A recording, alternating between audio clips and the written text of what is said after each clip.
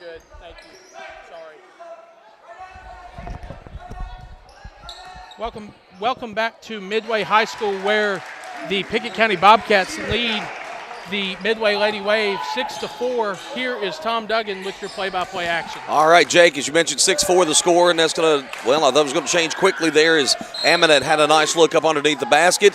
Shot comes off the rim, out of bounds. Sierra Cowell, the last to touch it. You line up Allie Aminet, Ella Kiesling, Emmy Lowe, Zoe Nicholas, Kaylee Tompkins for the Pickett County Lady Bobcats. They'll turn it over on the inbound. Here comes Midway. Lady Green Wave shot up by Abby Parks is no good. Pickett the other way. It's Kylie Kaywood, Abby Parks, Sierra Cowell,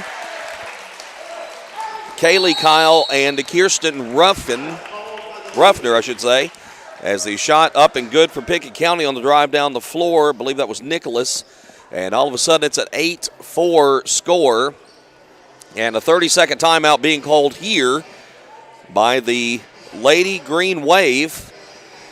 After Pickett County getting up and down the court here, Jake, and I know you've seen the Lady Bobcats more than I've had a chance to, but I think they like the pace as it is right now, and it seems like Midway would prefer a slower tempo. I think if that may be one thing's being discussed in the huddle by Midway, they'd like to slow this down a little. Yes, they would like to slow this down a little. One thing that Pickett loves to do is they love to run, and I wonder if that is something that Midway is going to struggle with today, as they like to keep the game at a slower pace. We'll see a 2-2-1 full court press here for the Lady Bobcats as the ball comes in, and almost lost. Cowell was able to recover it. They'll get it into the front court to the outstanding freshman Kylie Kaywood. Kaywood will drive it to the free throw line. She gets up under Tompkins for the shot up and good. Kaywood with a nice drive, and it's now 8-6. Midway hanging tough here in the early going. Shot from three is on the way. That's Kiesling.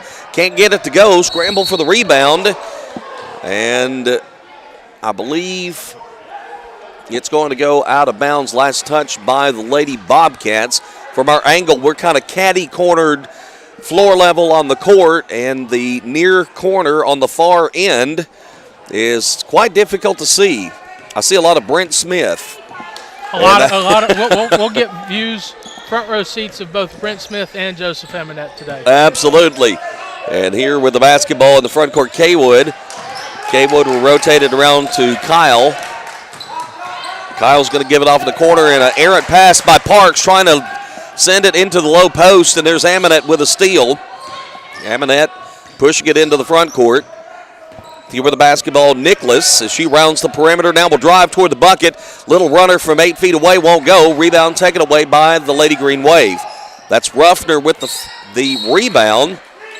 Ruffner, trapped in the backcourt, is able to skim the ball off a Lady Bobcat out of bounds.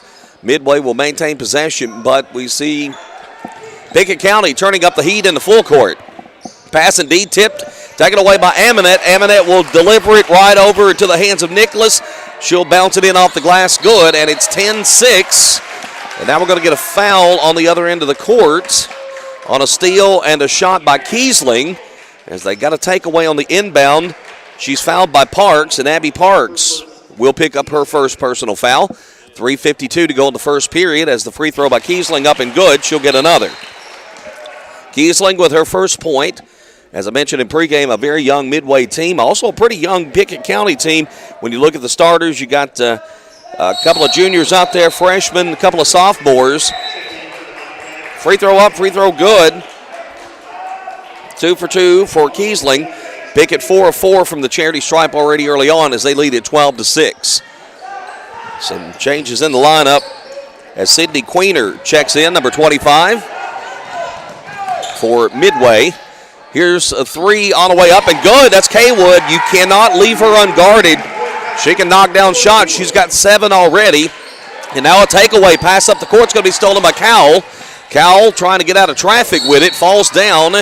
And I say we're going to have a foul or a travel, and indeed it will be a push foul whistled against the Lady Bobcats. I think that was Zoe Nicholas that was tagged with the foul. She kind of got into her, knocked, Colwell onto the floor and got it with the foul. Another change in the lineup for Midway, as Addie Arms, a sophomore, will enter for the first time this afternoon. 3:29 on the clock. Kaywood will bring the ball into the front court. Kaywood will be picked up by Amonette. Drives down, pulls up a little 6-footer, good. And it's the Kylie Kaywood show here in this first period. The freshman with 9. It's a 1-point lead for the Lady Bobcats. Ball in the front court, Kiesling. Kiesling has a pass intended for Lowe, deflected. Addie Lowe, who's into the game for Pickett County. Shot up, no good. It goes out of bounds. And now Midway's going to have the ball back with a chance to take the lead as Emmy Lowe is going to return, giving Kiesling a breather here. 3:04 to go in the opening quarter. Pickett still coming in that full court press. Kaywood down the right-hand sideline. She maneuvers right on through it. Kicks it off in the corner and losing it out of bounds. Over there is going to be Arms. I don't think she was ready for that pass. No, I think she got Kaywood got too close in to the basket, fired a hot pass into the corner, and Arms was just not ready for it. Pickett County, Amonette's going to be wide open in the corner. That 3 up, no good.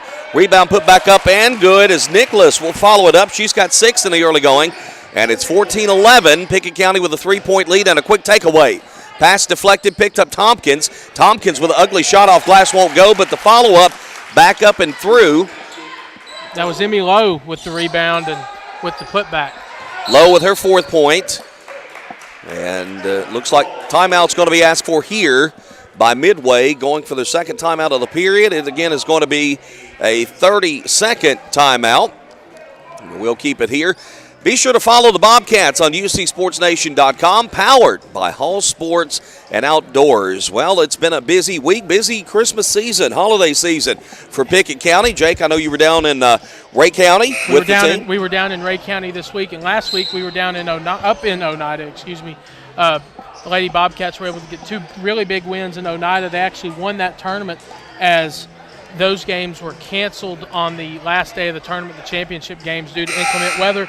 And then the Lady Bobcats were actually able to go 1-1 down in Ray County this week with something that you don't see happening all that often, back-to-back games decided by 2 points. This one, a lead of 5, 16-11 with 2:23 left on the first period clock. And Pickett County dealing with Allie Amonette as she is back there harassing the ball handler, and Pickett County really getting after it on the defensive end. Cowell hands it off and a quick pass down inside for Arms, and Pickett County is going to be charged a foul here. That was Addie Lowe trying to come in there and break that pass up. Addie Lowe came in there and went right over the top of the intended recipient of that pass, Arms. Yeah, she was just a little bit late, Tom. Ball comes in to Arms. Arms will kick it off to number 24, Abby Parks. Cowell will get in the paint. Cowell's going to put up a little 10-footer. It's up and good. Sierra Cowell with her 4th point. 16-13. Pickett County with the lead against this feisty Midway squad. Muscling her way down inside Addie Lowe. Lowe can't get the first one. Gets a rebound. Won't go. Gets her own rebound. Puts it up again. Won't go. Still fighting for the rebound. It comes away, and Cowell will pick it up. Cowell will have it. And Cowell will work the basketball off to Parks. And we're going to get a whistle as the ball lost out of bounds, I believe, by the Lady Wave here. I think they got the Lady Wave for a travel.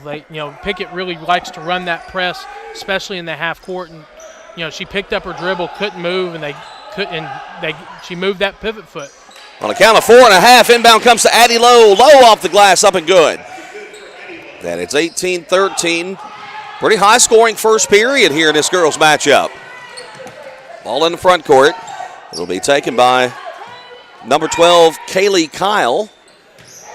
Now up top of the circle, working with the basketball is Parks. Now rotate it back up top of the circle, and quickly on the near side, it comes to Arms. Arms will drive up off the baseline, shot won't go. Tip on the rebound, who's got it? Pickett County's Emmy Lowe will come away with it. Lowe up ahead.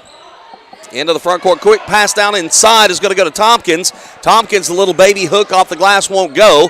Rebound taken away. That's Shelby Bacon, the junior, who's checked in for the first time today for Midway. Up ahead to Arms. Arms off on the perimeter for 3, up and good. That's knocked down there by Kyle. Her first bucket, and it's 18-16. 30 seconds to go in the opening period. Midway pulls back to within a deuce. Lowe with the basketball out near midcourt. Pickett County might want to try to hold it for a final shot, but Midway getting after them. Nicholas. And here they go with 4 in, 1 out, Tom. Nicholas against Bacon down in the corner. Now back quickly. It comes to Nicholas. She's going to drive it. Nicholas from the right-hand side. Banks it home good. Nicholas with the bucket. Her 8 points. 2 seconds, 1 second. Midway gets a shot off three-quarter court at the horn. Well short. At the end of 1, it's Pickett County 20. Midway 16. This is Bobcats basketball from UCSportsNation.com. Sleigh bells ring, are you listening? Burglars in the distance? That's right, nothing can ruin the holidays more than someone taking advantage of your holiday cheer. With Christmas just days away, be proactive and protect your home with Twin Lakes Security. With monitoring as low as $24.99 a month and options like remote arm disarm, lighting control, and video surveillance, your home will be all set for holiday safety. Give us a call at 931-528-2005 or visit twinlakes.net. Losing a loved one can be difficult, but you don't have to go through it alone. Brown Funeral Chapel stands beside you, answering your questions, creating a plan, helping you with the budget, taking care of the details. Brown Funeral Chapel stands beside you in some of the most difficult times of your life. Neighbors and friends ready to be there for you, to remember your loved one with caring and dignity. You don't have to shoulder it all. Brown Funeral Chapel stands beside you. Brown Funeral Chapel. Welcome back to Midway High School as the Lady Bobcats lead 20-16 as we start the second quarter. Looking at the scoring, Zoe Nicholas led the Lady Bobcats with 8. Emmy Lowe had 4. Kaylee Tompkins 2. Allie Eminette and Ella Kiesling had 2. For the play-by-play action, here is Tom Duggan. Kylie Kaywood, who's got the basketball, also 9 to lead all scorers in the first period. And been a good basketball game, good high-tempo game thus far. Speaking of Kaywood, there's a shot. That one won't go, a rare miss. And a rebound plugged down by Nicholas as she heads opposite direction. Nicholas crossing the timeline. Will she take it all the way? Nope, she'll dump it to Tompkins in the corner. Tompkins looks, drives, gets inside, shot won't go. Rebound will be taken away by Parks. And looks like Brent Smith's going to get in Allie Eminette to the scorer's table. Down it comes to Arms in the corner. Addie Arms, blanketed near side, will finally get it out of there. Driving toward the bucket. Shot is on the way up. That's Parks. Abby Parks with her first field goal of the night. 20-18 as we play here early second period. Lowe will drive it all the way. Lowe going all the way to the basket. Comes up under with a little scoop. Off the glass and good. Nice drive down court. Lowe now with 6. Pickett County pushes back out to 4 as Kaywood drives it up court. Kaywood leaves it off Arms. She's going to try a 3. That won't go. Long rebound comes out. Will be taken away by Tompkins. Tompkins trapped by a double team, does the smart thing there, ricochets it off Arms out of bounds, and Pickett will maintain possession. You know, one really good thing that I like about Emmy Lowe is she really drives to the basket with just a lot of tenacity and, you know, that won't be denied type of attitude, and we saw it there once again. As you mentioned, Allie Amonette checks out. Tompkins checks in. Tompkins checks out. And it will be Emmy Lowe to bring the ball up court for Pickett County. She splits a double team, will draw a foul on a reach in. Foul on the floor. And no free throws coming up here as Pickett County will inbound along the baseline. Foul is going to go against 24. That's Abby Parks. Picks up her second. Third team foul. Hadn't seen a lot of fouls thus far, and I know as I say that, what's going to happen. Ball comes in. Addie Lowe. Lowe had a little trouble on the handle. Gets it.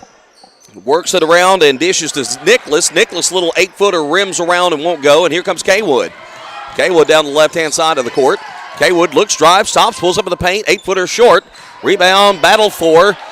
And Midway's going to have it, and a quick foul there. As taking the ball was Chloa Copeland, the sophomore. And right down, bearing down on her was Addie Lowe. Lowe not giving her any room, and the official ends up calling a foul. I think Lowe's trying to force her to move the pivot foot there. I think she was as well, and if she hadn't bumped her, I think she would have moved that pivot foot for a travel. And so Kaywood will inbound underneath the Midway bucket.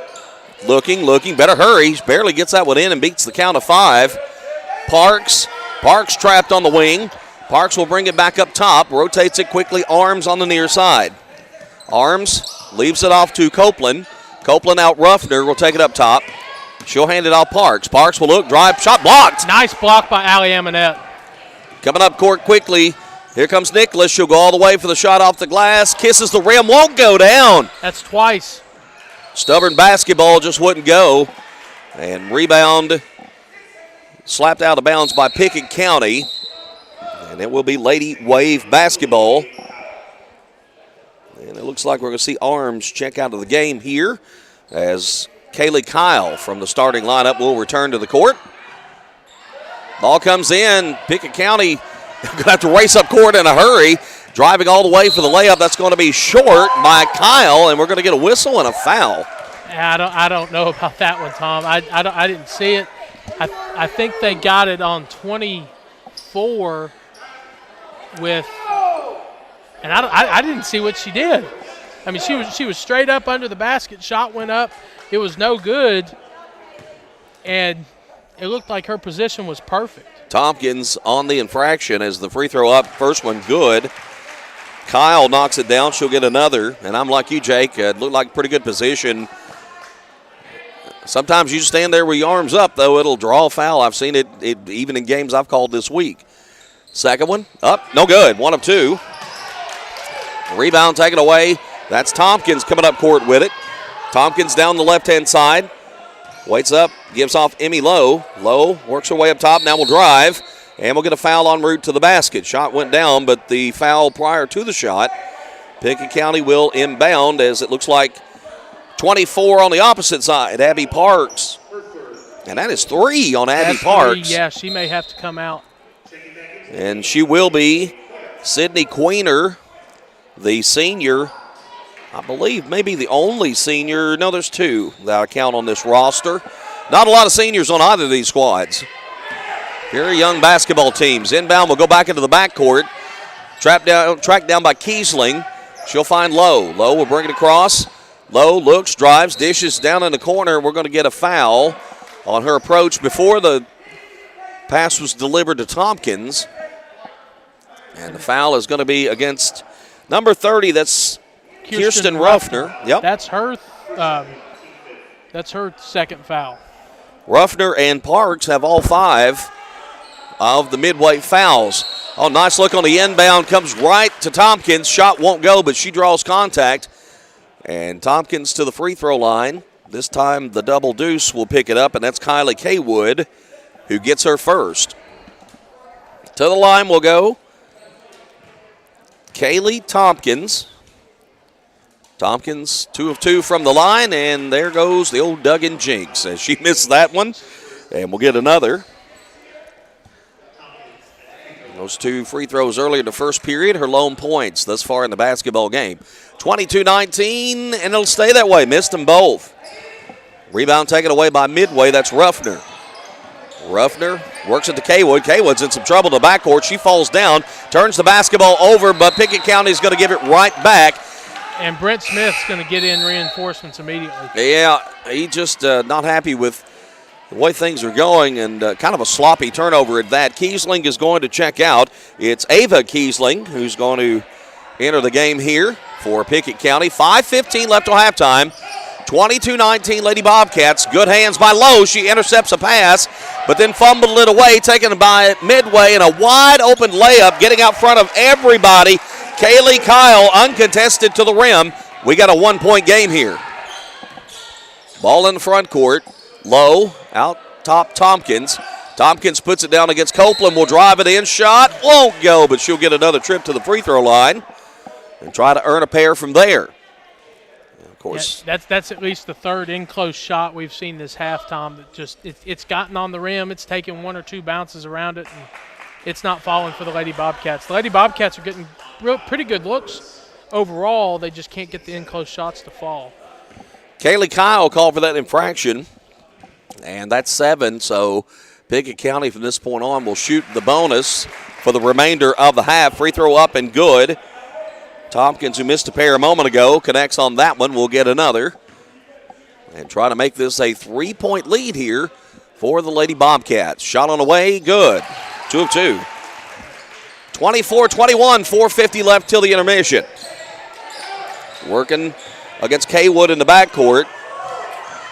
A lot of trouble, but Midway gets it across. Here's a three on the way. That's up. That's good. That's Kaylee Kyle. Kyle looks like she's warming up a bit. 6 in the period, 9 for the basketball game. We're tied up. Ball in the front court. Nicholas battling against Kaywood. Delivers cross court. Tompkins might have thought about a three. Now she'll wait. And Nicholas will come get it. Timeout. Brent Smith has seen quite enough. He's going to call a 30-second timeout here with this game tied up at 24. I mentioned the pace earlier, Jake, and I feel like the pace maybe favors Pickett County, but credit Midway. They're really starting to get up and down the court, and they've caused some issues for this Pickett County lineup. Yeah, we've actually seen Midway want to run a couple times. We saw it there on the breakaway three from Kylie in the corner, kind of giving Pickett a taste of their own medicine, and have outscored Pickett in this quarter 8-4, although it kind of, there may be a discrepancy in the game with, Pickett's forced some turnovers. They just haven't been able to get those in-close shots to fall. Pickett County with the basketball coming out of the timeout. Nicholas brings it in up top. Kiesling going to launch from three, bottom. Ella Kiesling, who's back in the lineup. The gunner guns and the gunner hits, Tom. 5 points for Ella Kiesling. Beautiful three-point shot. Here's Ruffner driving baseline, coming in for the shot up and good. Kirsten Ruffner comes right back, and Brent Smith is not happy for that defensive breakdown there. She had a wide open trek across the baseline. Emmy Lowe works at Tompkins on the far wing. Back up top. And now quick pass down low, and very wisely does Nicholas chuck that ball up to earn, I'm not going to say 1 and 1. They're not going to give credit for an attempted shot. And I believe they got Lyric Prinzi with the foul there. I think it's motion 12, which is Kaylee Kyle. It is Kaylee Kyle. And that will be number 2 as the first free throw up and good by Nicholas. That's her first shot from the charity stripe. She'll look to hit double digits here. Shot on the way is good. She's got 10. One thing that we mentioned in the open, Tom, and I was able to ask Brent Smith about this, was their free throws. They've been really good at the line today in the first half. Indeed they have. Kaywood's going to drive it down. Might have got away with a travel as she splits a double team. Shot up and good. I've been impressed. Kaywood certainly has played exceptionally well here in the early part of this basketball game. She's got 11. Trying to answer Lowe with a drive to the basket. Won't go. Rebound Cowell pushing down the right-hand side of the court. Fell down with it. Able to recover and gets it to Kaywood. Kaywood off on the wing. Here's another three up and good. And Kaylee Kyle is starting to warm up. Timeout, Pickett County. Brent Smith has seen enough. He's going to call his second 30-second timeout. Going to hold on to those full timeouts until the second half, but he's not a happy camper. He isn't a happy camper, and we talked about it on the way up. Both these, both Brent Smith and Joseph Hamonette, who we'll see later in the boys' game that follows, really likes to get animated on the bench. And as we said a few moments ago, we'll get a full front row seat of both those coaches and what they have to say today. One thing Coach Smith has got to be unhappy about is defenders are getting there late, and we've seen that on the 2 3-pointers that Kyle has made within the last few minutes. She had a wide open look. The defender was trying to get there, but she had a really good look at the basket. Yeah, that's something that has been seen down the floor a couple times. You get a closeout by the Bobcats, but by the time that the Lady Bobcats close out, somebody from Midway has gotten a really good look at the basket and already eyed it up. Emmy Lowe with a lob down underneath for Kiesling. Kiesling puts it up off baseline, won't go. Tompkins gets the rebound back out low for three. Rolls in and good. And that will put Pickett County back on top, 32-31. They had actually fallen behind there at the timeout, 31-29. And forcing a turnover. I think here on the inbound down court, indeed, Pickett County forced an inbound turnover. They're going to take it from their own baseline, looking, brings it in low. Low scoops it out. Kiesling wide open for three. Nothing but nets. Kiesling knocks it down. She's got 8. Pickett County ups the lead to 4.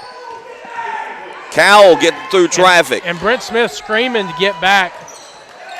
And that's part of the problem, too. They've been pretty good in the full court, but then they're late getting back, and that's been a problem. Kyle's going to hand the basketball off Kyle gets it to Parks. Parks gets a screen. Now will feed it to Cowell. Cowell off the glass, won't go. Tompkins with a rebound. Here come the Lady Bobcats. Yeah, I think Emmy Lowe really rushed that shot. She had a good look, was able to close out and get the shooter to miss the rim. Shot in the corner, Kiesling. I think that's Amonette. Allie Amonette will knock it down from downtown, and we got a full timeout. 38-31 Lady Bobcats. You're listening to Lady Bobcat Basketball from UCSportsNation.com. 117 years of serving the Upper Cumberland. Not many businesses can say that. Union Bank can, and yet Union Bank keeps changing to meet the needs of today. Mobile banking, text banking, you pay bills, Union Bank makes your life easier. And when you want to dream a new home, a new business, new car, local people sit down with you to make it happen. Union Bank, Highway 111 Birdstown, also Jamestown and Clark Range. Years of service, modern tools to be your bank. Union Bank, member FDIC, equal housing lender. Time is money, and if your car's transmission is out of sorts, if your heating and cooling system is on the fritz, if your car will not start, it's costing you time. Pryor's Auto Spot gets it repaired, work done right, on time, and that puts money back in your pocket. And Pryor's has tires to keep you running. No need to go anywhere else. Pryor's Auto Spot, 8410 Highway 111. Save time. Schedule your repair job at pryorsautospot.com. Getting your vehicle repaired. Pryor's.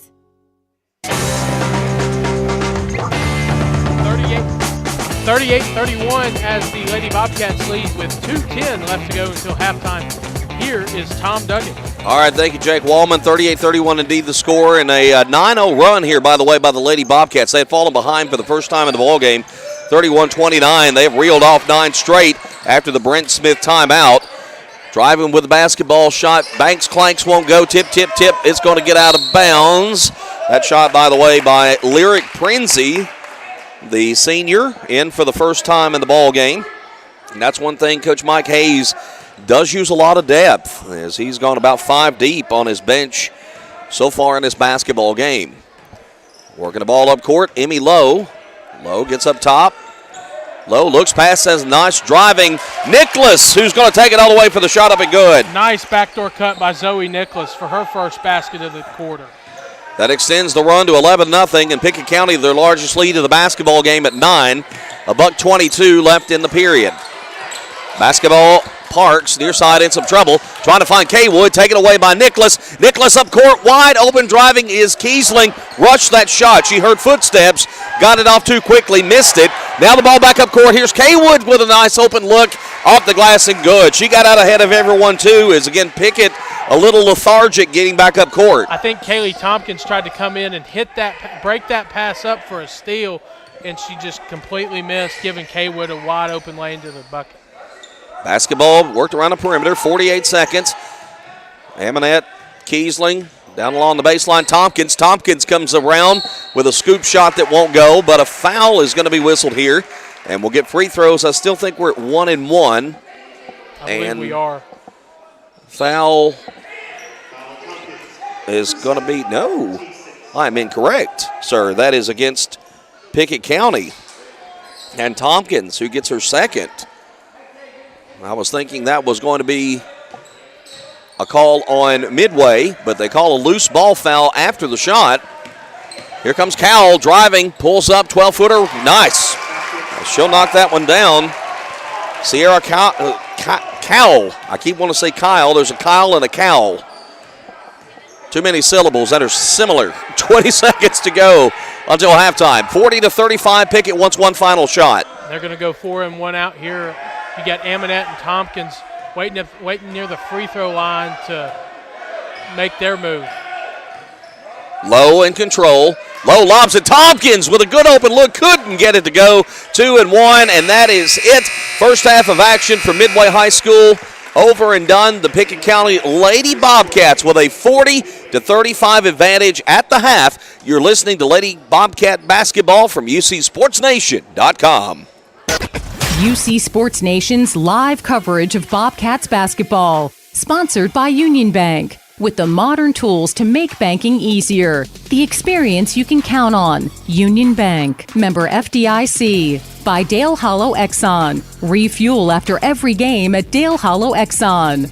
By Livingston Regional Hospital. Today, when every second matters, depend on Livingston Regional. And by Brown's Funeral Chapel, helping families all across Pickett County. Proud to support the Bobcats. Brown's Funeral Chapel.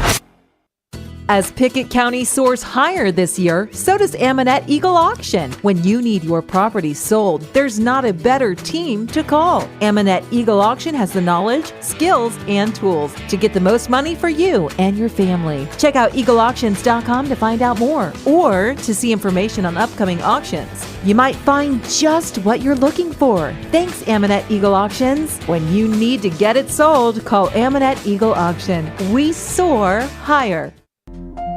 There are a number of advantages in choosing People's Bank for your banking needs. We're an independent community bank backed by the strength and experience of 44 years of service. We're eager to grow and working hard to create new banking relationships to add to our strong customer base. People's Bank is an independent community bank, flexible enough to make deals work, and every decision is made by people you know and trust. People's Bank and Trust Company, with offices in Byrdstown and Albany, investing in the future one customer at a time. Equal housing lender, member FDIC. When your day-to-day work causes pain, when your daily exercise stops you cold, when picking up the groceries or your grandchild makes you ache, call Milestone. Milestone Physical Therapy improves lives. Milestone builds futures by finding the source of your pain. It's not about covering up the aches, it's about getting rid of them. Call 864-8090 for an appointment. 864-8090. Orthopedic care that improves your life. With over 20 years experience, see Laura Reagan at Milestone Physical Therapy. Losing a loved one can be difficult, but you don't have to go through it alone. Brown Funeral Chapel stands beside you, answering your questions, creating a plan, helping you with the budget, taking care of the details. Brown Funeral Chapel stands beside you in some of the most difficult times of your life. Neighbors and friends ready to be there for you, to remember your loved one with caring and dignity. You don't have to shoulder it all. Brown Funeral Chapel stands beside you. Brown Funeral Chapel.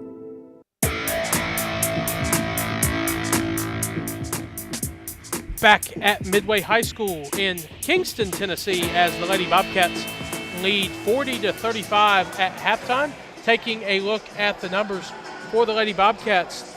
The Lady Bobcats are led in scoring by Zoe Nicholas with 12. Emmy Lowe has 9. Ella Kiesling with 8. Allie Amanette with 5. Kelly Tompkins with 4, all from the free throw line. Addie Lowe with 2 for a total of 40 for the Lady Green Wave. They are led in scoring by Kylie Kaywood with 13. Abby Parks has 2. Sierra Colwell with 6. Kaylee Kyle with 9. She had a big second quarter with 6 points. And Kirsten Ruffner with 3. Tom, your first look at the Bobcats has been a good one. We had a fast first quarter, then got a little bit slow in the second quarter. Both teams kind of came out cold, and then it really heated up quickly. Well, they really showed renewed signs of life after Brent Smith called that second timeout. He was livid at that point, and it was the defensive effort. He was not happy with Jake, and I think once they sped things up a little bit defensively, it sped the offense up too, and I think that helped them as they got into a bit of a flow, went on an 11-0 run, and in fact they closed out the quarter on an 11-4 run. So he got them motivated, and I say there's going to be more talk about that, getting to your assignments on defense during this locker room talk at halftime. One thing that we didn't get to note in pregame or at any point in the first half, the Lady Bobcats are without Callie Reeder today, the sophomore forward that plays really well down low. She's had a great season so far. She is at home back in Byrdstown dealing with a family matter. Tom, who from the Lady Bobcats would you expect to step up in her place today? Well, first of all, thoughts and prayers go out to Callie Reeder and the Reeder family with the loss of a loved one. We're certainly thinking about them today. I've been impressed across the board how well that they have been balanced today. I mean, even coming off the bench, you've gotten good energy from Ava Kiesling. Addie Lowe has come in and I think has made some plays. She's only got 2 points thus far, but for freshman, she's come out to me, and Jake really has looked impressive. Zoe Nicholas, the freshman, I know she's had an outstanding freshman campaign already this year. 12 points. She's looked, much as I said with Kaywood for Midway, she doesn't play like a freshman. She doesn't look like that, she's young and inexperienced. She really plays with a lot of poise. Absolutely. At Midway in Kingston, it's halftime as the Lady Bobcats lead 40-35. AJ Nash is a senior basketball player for the Upperman Bees. Nash is working through an injury he suffered against White County on December 9th. Nash recently caught up with UC Sports Nation and told us about his GOATs, or greatest of all time, in many different areas. This is UC Sports Nation This Week. Who would you say is the greatest of all time within your sport, so basketball? Oh, LeBron, for sure. Just the way he leads his team, scores the ball when he has to, defends when he has to, just stuff like that. Your favorite other sport, so whatever that might be, who's maybe a greatest of all time kind of stands out? Football, it's got to be Deion Sanders. Cornerback's the hardest position on the football field. It's got to be. Who maybe kind of stands out as your greatest teammate of all time? I can't pick one for sure, but it's got to be Colin, Jace, Alex, Isaiah. All of them were just great leaders on the court. Helped me whenever I needed help. But what do you think maybe kind of stands out as your greatest sports memory of all time? It's probably got to be sophomore year, the sub-state game at Tyner. We won that. And then the state tournament, the first round against Procon. It was something special. Can you kind of walk through just what that game was like, what it was like to be in the atmosphere there, how different it is from a regular season game? And state game is much bigger than a regular season game, district game, because everything's on the line. You lose, you go home. Just the energy in the building was phenomenal. The fans, the students, everybody. Who maybe kind of stands out for you as like your greatest sports role model? Coach Bobby's got to be one for sure. He's just from my freshman year from now, I've developed so much, learned so much about the game that I didn't know when I first came in. Got quicker, faster, stronger, everything. Anybody outside of the realm of sports that might stand out to you as your greatest role model? I got to say my parents. They've invested so much into me for this sport, for my life. They've set me up for my whole life. They've done everything for me, and I couldn't thank them enough. Who would you say is the greatest musician of all time? Greatest rapper of all time got to be Young Boy. It has to be. But what maybe is like your greatest movie of all time? Favorite movie? Probably Remember the Titans. Just what goes on in the movie, that happens, the outcome, everything. What kind of stands out to you as your favorite video game of all time? Call of Duty. I just play it all the time. Just something special in that game. That's Upperman senior basketball player AJ Nash. For more interviews with athletes and coaches from across the Upper Cumberland, go to ucsportsnation.com. Time is money, and if your car's transmission is out of sorts, if your heating and cooling system is on the fritz, if your car will not start, it's costing you time. Pryor's Auto Spot gets it repaired, work done right, on time, and that puts money back in your pocket. And Pryor's has tires to keep you running. No need to go anywhere else. Pryor's Auto Spot, 8410 Highway 111. Save time. Schedule your repair job at pryorsautospot.com. Getting your vehicle repaired. Pryor's. 117 years of serving the Upper Cumberland. Not many businesses can say that. Union Bank can, and yet Union Bank keeps changing to meet the needs of today. Mobile banking, text banking, you pay bills, Union Bank makes your life easier. And when you want to dream a new home, a new business, new car, local people sit down with you to make it happen. Union Bank, Highway 111 Birdstown, also Jamestown and Clark Range. Years of service, modern tools to be your bank. Union Bank, member FDIC, equal housing lender. Livingston Regional Hospital wants to say thank you. Thank you. Thank you. Thanks. Livingston Regional is thankful for the community in which we serve. Keeping your family healthy. Delivering the best health care possible. Today, when there are so many options available, Livingston Regional says thank you today and in the new year. You can trust Livingston Regional's experienced team of doctors, nurses, and specialists to keep your family healthy. Livingston Regional Hospital. Visit mylivingstonhospital.com. Today, your health, your home. Since 2007, Dale Hollow Exxon has been serving this community. That's a lot of buzzer beaters and great wins. Jason Meadows and the team at Dale Hollow Exxon love the Bobcats and are proud to support the team. On your way to the next game, swing in for a fill-up. Sandwiches, fresh baked goods, and delicious pizza for every Bobcat fan on your team. And of course, Synergy Supreme Gas from Exxon to keep your car running with the speed of the Bobcats. Dale Hollow Exxon. Refuel after every game at Dale Hollow Exxon. Start of the second half here at Midway High School. Pickett County going to start with the basketball as they lead 40-35. Here's Tom Duggan. All right, first shot of the second half is going to be a three, and it's going to be a good three. Ella Kiesling picking up right where she left off in half number one, knocks it down from downtown. Now a takeaway. Tompkins is going to have a steal. Here's Tompkins on the move, pulls it up, as a little 12-footer that won't go. Rebound swiped away by Cowell. I thought that was a really good look, Tom. She could have passed it off on the wing to Kaylee Tompkins, just hit the front of the rim and couldn't follow in. Rotating around the perimeter, here's a three off the mark by Kaywood. Pickett County, who's in all black today, moving right to left as you listen and visualize. Quick ball movement up court.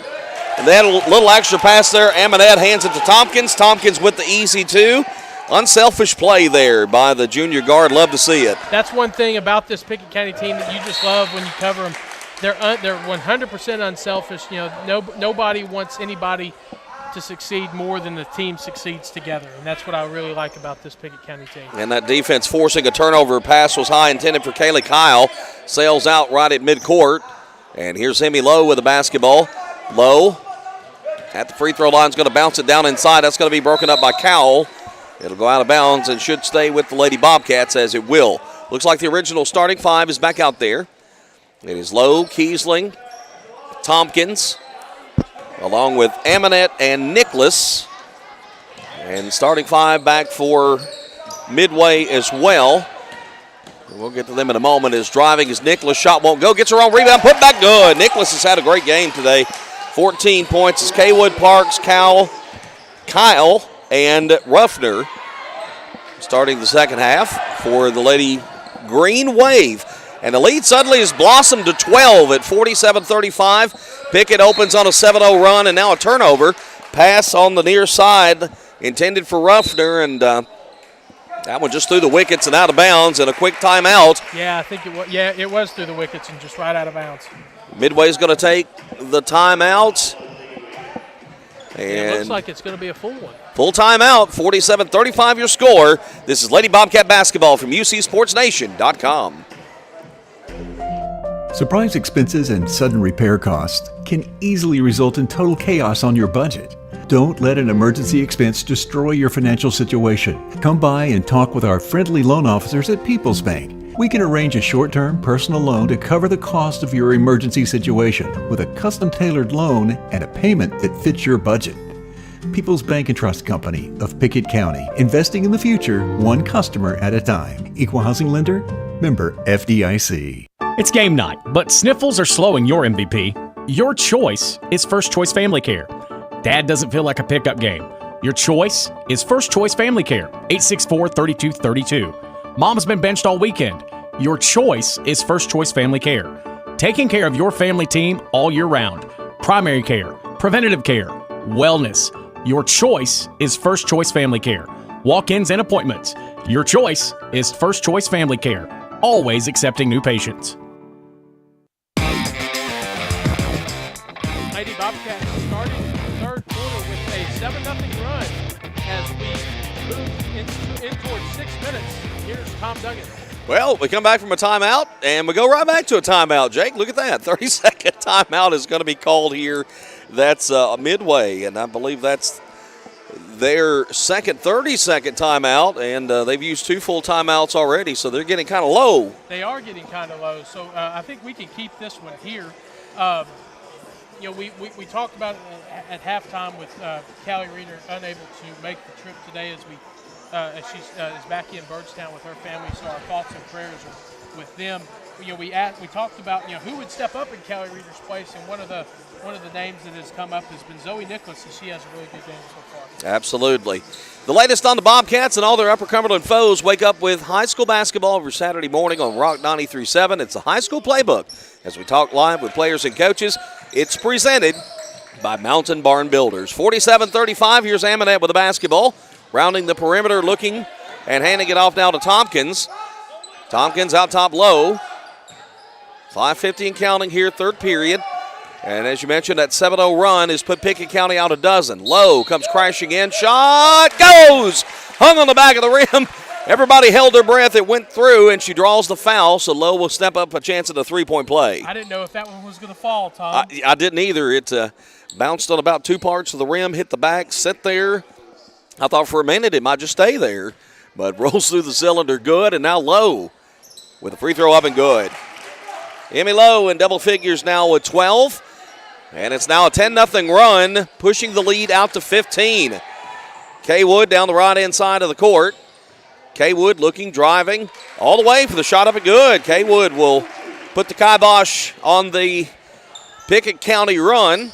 I think that's 2 runs that she's actually ended in this basketball game. Runner a little off balance there by Nicholas, won't go. Rebound Kay Wood headed opposite direction. Kay Wood down the right-hand side of the court. And the ball popped free from behind. That's Nicholas, got in there with some good hands. Now Pickett County is going to bring Addie Lowe back into the contest as it will be Nicholas getting a breather here.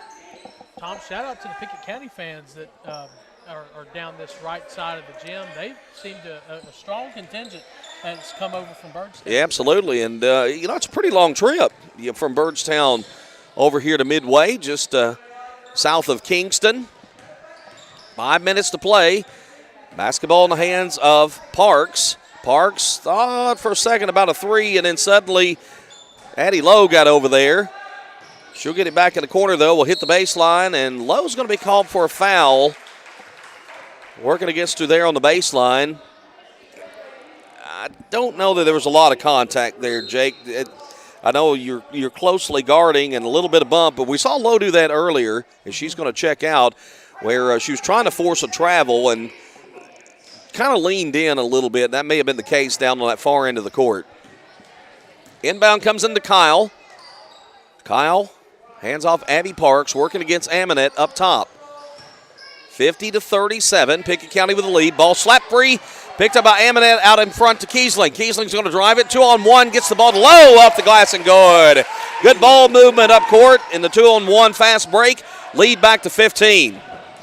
Kyle pulls up, shot short, rebound, fought for along the baseline. Tompkins tried to save it, and I think she was able to maybe save it, just hit it out of bounds. I think that's going to be the case, and the basketball will stay with the Midway Lady Green Wave. Ball intended on the inbound play there for Kyle, slapped away. Good hands again by Nicholas, who's back in. And now Midway will try again. And I like the intensity. Pickett County's picked it up. And again, I go back to that timeout that really kind of turned things around when Pickett County found themselves down 2. And since that point, Jake, it's been a 23 to 6 run. 23 to 6 run, 12-2 so far in the third quarter. Pickett County certainly with a little more energy even in the second half as Kay Wood's going to draw some contact. I believe Tompkins, the guilty party there. Tompkins will pick up her third.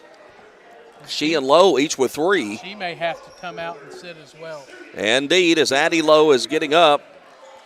And to the free throw line will go Kylie Kay Wood. She's yet to attempt the free throw. In fact, only 2 free throws thus far in the game for Midway. That's the third. It's up and good. Kay Wood has 16. They're now 2 of 3 from the charity stripe. So, checking out will be Tompkins after garnering that third foul. Kay Wood, shot up, good. And it's 52-39, the lead at 13. Pass up court, little too hot for Kiesling. She couldn't catch it down along the baseline. It'll get out of bounds. Turnover by the Lady Bobcats. Coach Smith is bending the official's ear, and now he's getting a warning. That's better than a technical, but the official making his case known. I'm tired of listening to you. Coach Smith went and sat down. He won't stay sitting long, I don't imagine, if he doesn't have to. Into the front court with the basketball comes Cowell. Cowell's going to drive it. Pulls up, a little 8-footer, rattles in and out, won't go. Rebound slapped out of bounds by Cowell. And it will be Pickett County basketball with 3:54 to play in this third period. Ball comes in to Lowe. Emmy Lowe. Emmy and Addie both out there as Emmy brings it top of the circle. Has Aminette. Now up top, Addie Lowe. They'll keep it out along the perimeter. Right-hand side, there's Emmy Lowe. Emmy will drive in there amongst 3 white jerseys. Shot no. Gets her own rebound. Falling down, it won't go. And the rebound will be picked up, and I think Coach Smith. Yeah, Coach Smith was really looking for a foul. And lobbying his not-so-favored official. There's a three. Up and good by Kyle. Kaylee Kyle has 15. She's knocked down 4 3-pointers in this basketball game. And trying to answer with a three. Shot on the way up. It's no good by Nicholas. Rebound taken away by Kyle. Quickly into the front court to Kaywood. Kaywood leaves it off the shot. Rounding the cylinder good. Sierra Cowell with the shot. Timeout, Brent Smith. And got a timeout asked for here by Pickett County. Full timeout, 2:59 to play, 52-44, third period. This is Lady Bobcat basketball from UCSportsNation.com. When your day-to-day work causes pain, when your daily exercise stops you cold, when picking up the groceries or your grandchild makes you ache, call Milestone. Milestone Physical Therapy improves lives. Milestone builds futures by finding the source of your pain. It's not about covering up the aches, it's about getting rid of them. Call 864-8090 for an appointment. 864-8090. Orthopedic care that improves your life. With over 20 years experience, see Laura Reagan at Milestone Physical Therapy. 117 years of serving the Upper Cumberland. Not many businesses can say that. Union Bank can, and yet Union Bank keeps changing to meet the needs of today. Mobile banking, text banking. You pay bills, Union Bank makes your life easier. And when you want to dream a new home, a new business, new car, local people sit down with you to make it happen. Union Bank, Highway 111 Birdstown, also Jamestown and Clark Range. Years of service. Modern tools to be your bank. Union Bank, member FDIC, equal housing lender. Under 3 minutes to play in Midway as it's 52-44 Lady Bobcats lead. Here's Tom Duggan. Emmy Lowe will work the basketball across the timeline for the Lady Bobcats. 8-point cushion. They had pushed this thing into double figures, but a little run there. Drew the timeout by Brent Smith. That's the first called timeout for Pickett County. They have 2 full remaining. Now foul, and some unhappy Pickett County Lady Bobcat fans. No, I think that one's on Midway. Oh. I was wondering. That one was on Midway. There must be some Midway fans among the Pickett County fans. You're right, Jake. And we're going to get on the inbound. I believe that was Kaylee Tompkins that moved her foot on the inbound pass. So the ball back over to Kaywood and the Lady Wave, and it's Kaywood driving, finds the baseline, she's in trouble. That's a travel. Can't pick up your dribble and then move your pivot foot, and that's exactly what she did. It's Pickett County basketball. I'm not sure who got that foul, though, Jake. They got Kaywood there along the baseline. Pickett County really good at using that baseline as the third defender. She dribbled way too far in, tried to pass it, couldn't move, got her with the travel. Lowe shooting over 3 defenders, up and good. It crawled over the rim. She's got 7 in the period, 16 for the basketball game. Lead is 10, back to double digits for the Lady Bobcats. Kaywood up top of the circle. Addie Lowe defending. Trying to dump it down inside. It's broke free. Still loose. Picked up now Lowe. Lowe with an outlet pass to Amonette. Amonette to Kiesling. Kiesling's shot is deflected. Amonette trying to keep it alive. Did she? She had it swatted away, but did she touch it last? I believe she did. They're going to rule it out on Amonette. Midway will inbound it. Back court. 1:50 left in the third period. Kaywood works it up court. Kaywood looks, hands it off to Arms. Addie Arms working against Emmy Lowe. Back into the corner, Kaywood. Kaywood looks, drives, pulls up in the paint, little floater, up and good. Kaywood. 19 now for the ball game, and the lead is back to 8. Midway being feisty and scrappy, and they just will not go away. Nicholas with the ball in the front court, working against Chloe Copeland. Nicholas, and what do we got? Foul on the floor. I believe that one is on. It's going to be Copeland. Yeah, she was hounding Zoe Nicholas up top. Indeed she was. That's the first on Copeland. Amonette will look to inbound. She'll bring it into Lowe. Lowe out near midcourt. We'll spread this out and go to that, I thought they were just going to spread it out, maybe run some clock, but they're going motion with Lowe. Lowe again in traffic. This time it's blocked. Yeah, they and got a late whistle and a foul. Yeah. Call on Kaywood. That's close to me, Jake. In terms of being a foul, she got a lot of basketball. Kaywood gets her third. She may have to come out now. I don't know that Coach Hayes is going to spend too much time getting her out of the basketball game, but he may for the rest of the quarter, but no movement to the bench as Lowe's first free throw is up and good. Lowe has had a good quarter here. She has a real good quarter. Second one on the way, rounds the cylinder and good. 56-46, back to a 10-point advantage. Kaywood works it up court. Kaywood out there working against Nicholas. Now we'll hand it off to Queener. Sydney Queener's back out. And that was close to a walk. That was, indeed. Kaywood working against the double team. Now to Queener. She wants a three, no good. Tip on the rebound. Lowe's going to track it down. Lowe on the run. It's a 3-on-2. Lowe's going to pull up just inside the free throw line. Won't go.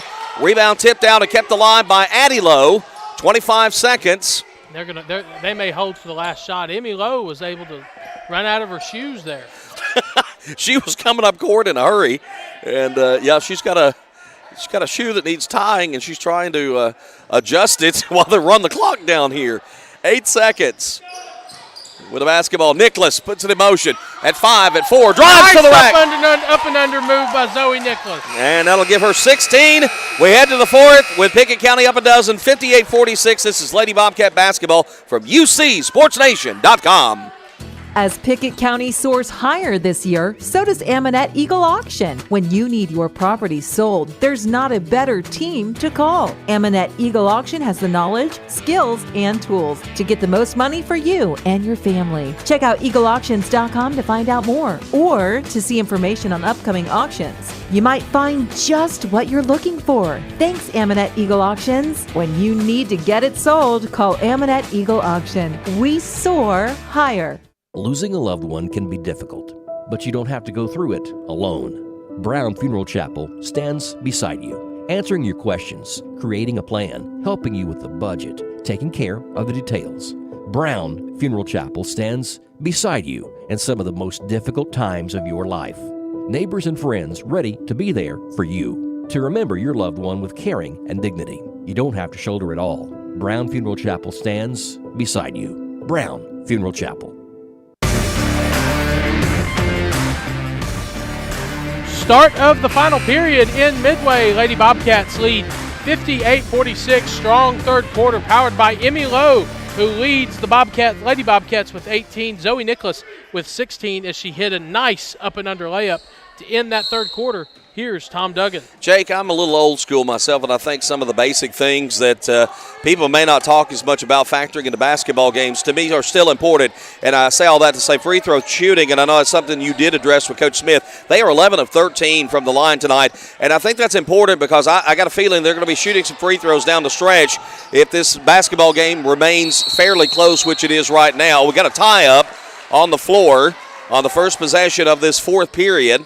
And the jump ball is going to award the basketball to the Lady Bobcats. You know, you mentioned that number 11. That was the number that the Lady Bobcats had hit total for the entire game with Hardin Valley Wednesday night. I definitely think that they'll surpass that here early in the fourth quarter. You never just realize until you get done and look at the box score how much free throws do make a difference in a basketball game. Ball comes near side. Here's Kiesling. High arcing three, just short. Rebounded by Lowe, kept it alive. Back out Kiesling. Down inside, good ball movement. Shot is up by Nicholas and no good, but she's fouled. And just as we talk about it, here we go to the free throw line. 2 shots upcoming. Foul goes against 40.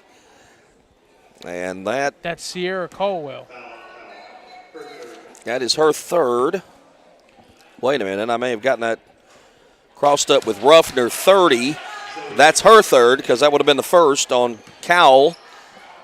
Free throw up and no good. And I hope I didn't jinx Pickett County. She'll come back to salvage the second. We'll see Tompkins return to the game as Addie Lowe does a good job. Coming off the bench, Tompkins and Lowe both with 3 fouls. And Coach Smith seeing this as the time to get his primary post back into the basketball game. 59-46, Kaywood brings the ball into the front court. Kaywood gets a screen momentarily, shakes loose from Nicholas, drives in against Tompkins, shot no good. Followed by Cowell, spent a lot of time on the rim, finally fell through, it's good. Cowell in double figures now with 11. 59-48. Lowe brings it into the front court. Lowe gives it to the driving Nicholas, who comes right back out to a wide open Kiesling, no good. Rebound. Nice look by Ella Kiesling, just couldn't get that one to fall. Cowell going to take it coast to coast, stops, pulls up, 6-footer, won't go. Rebound, fought for, who's got it? They're on the floor. Jump ball, and alternating possession this time should go to Midway. Had a beautiful look, Jake. Yeah, she did. She was wide open right here in front of us, and just it bounced on the one side of the rim, bounced on the other side of the rim, and fell off. Sometimes shooters like to be that open. Sometimes they'd rather have a hand in their face. They feel more comfortable, I guess. But Kiesling, a great shooter regardless, and a turnover on the inbound as the ball comes up near midcourt to Park. She can't hold it. Out of bounds it goes, and Pickett County will get it back just under 6.5 to play. Boys action will immediately follow this girls' game between the Bobcats and the Green Wave. The Bobcats 8-5 coming into the game this afternoon against the Green Wave, who are only 2-6 on the season. Pickett County running a little time here. Aminette with the ball up top of the circle. Looking for Nicholas, who broke inside for a moment, but then Kaywood caught up to her. Lowe with the ball. Lowe's going to drive it in there. Shot, no, but a foul. No. And Kaywood will send Lowe to the free throw line. Oh, they called her block. I thought they got her for a charge. And that's 4 on Kaywood, by the way. That's huge. You don't want to lose her scoring out there. She's got 19 of her team's 48. Free throw Lowe is up and no good. And I think they're going to leave Kaywood in, Tom, with 4 fouls. I don't think they have much of a choice, Jake. And to be honest, you just got to be careful, and it's hard sometimes. Second free throw is good, but of course, if you're the opposing team and you know she's got 4, who are you going at? Right at 22. Ball into the front court. Ruffner driving, runner up, no good. Follow up by Ruffner, good. Got her on rebound. Slung it up there. I didn't think that was going to go, but got it. 60-50, lead at 10. Low into the front court for Pickett County. Hands the ball off Aminette. Aminette working against Ruffner up top of the circle. Now we'll get the ball to Nicholas. Nicholas bring it out near midcourt. Pickett County, of course, they can afford to run some time. Clock is their friend right now for sure. Pass almost stolen away. Lowe ends up with it. Kyle almost had it. Lowe throws it wide. Nice save by Ella Kiesling along the sideline. Right in front of Coach Brent Smith. I think he's going to sit down. Yeah, I think he is too. Lowe is going to drive it in. Counted and a foul. I love how aggressive Emmy Lowe is being in attacking the basket today. You know, we've mentioned that before. She just goes in with, I don't want to really call it reckless abandon. She just goes in very controlled, very determined, and, you know, she was able to get bumped and get enough mustard on that shot to let it to go. She's gone up against 2 and 3 defenders at times today, too, down in that low post. And I've cringed a couple of times, but she's gotten the shots to go as she completes the three-point play.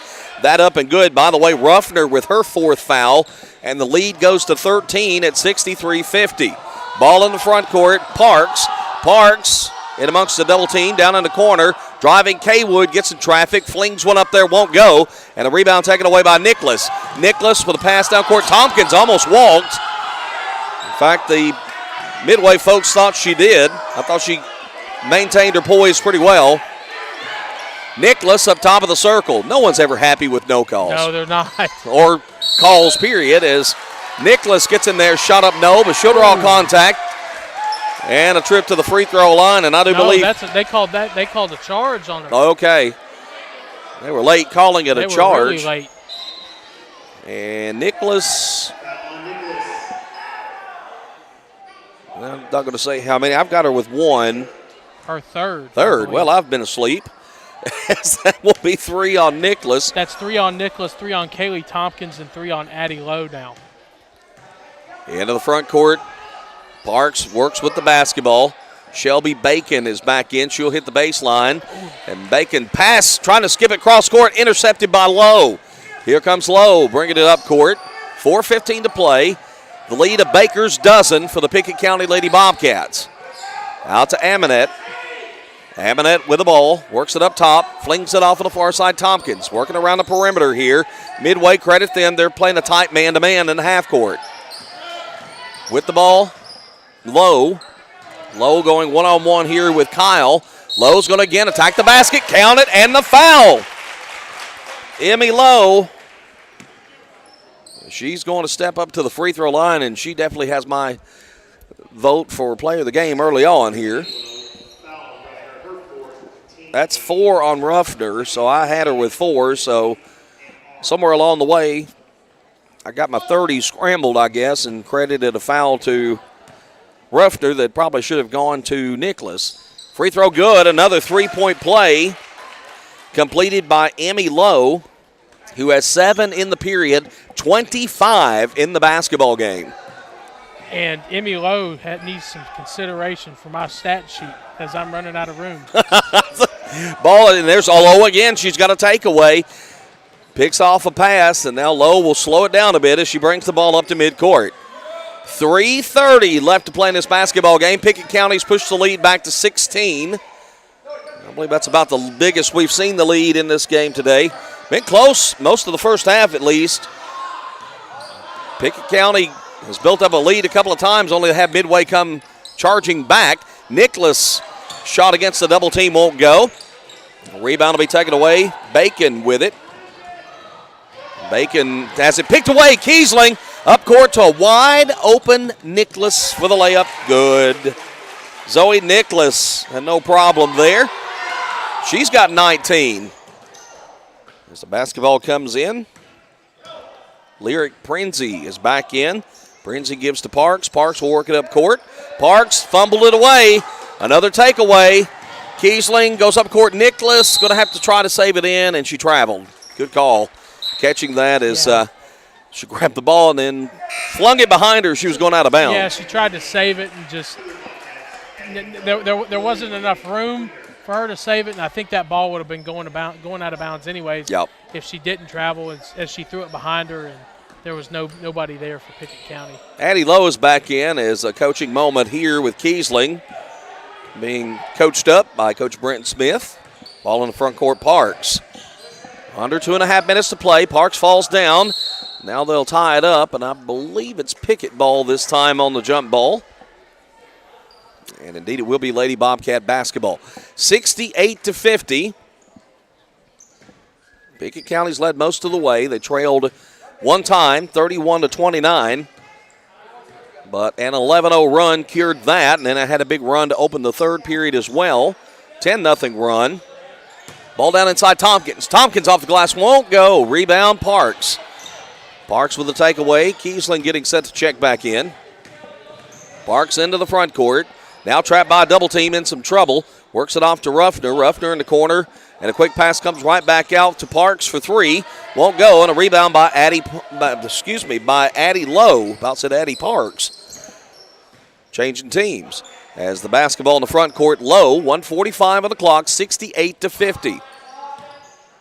Emmy Lowe backing out a little bit. Will hand the ball to Nicholas. I think Pickett's going to run a lot of clock here.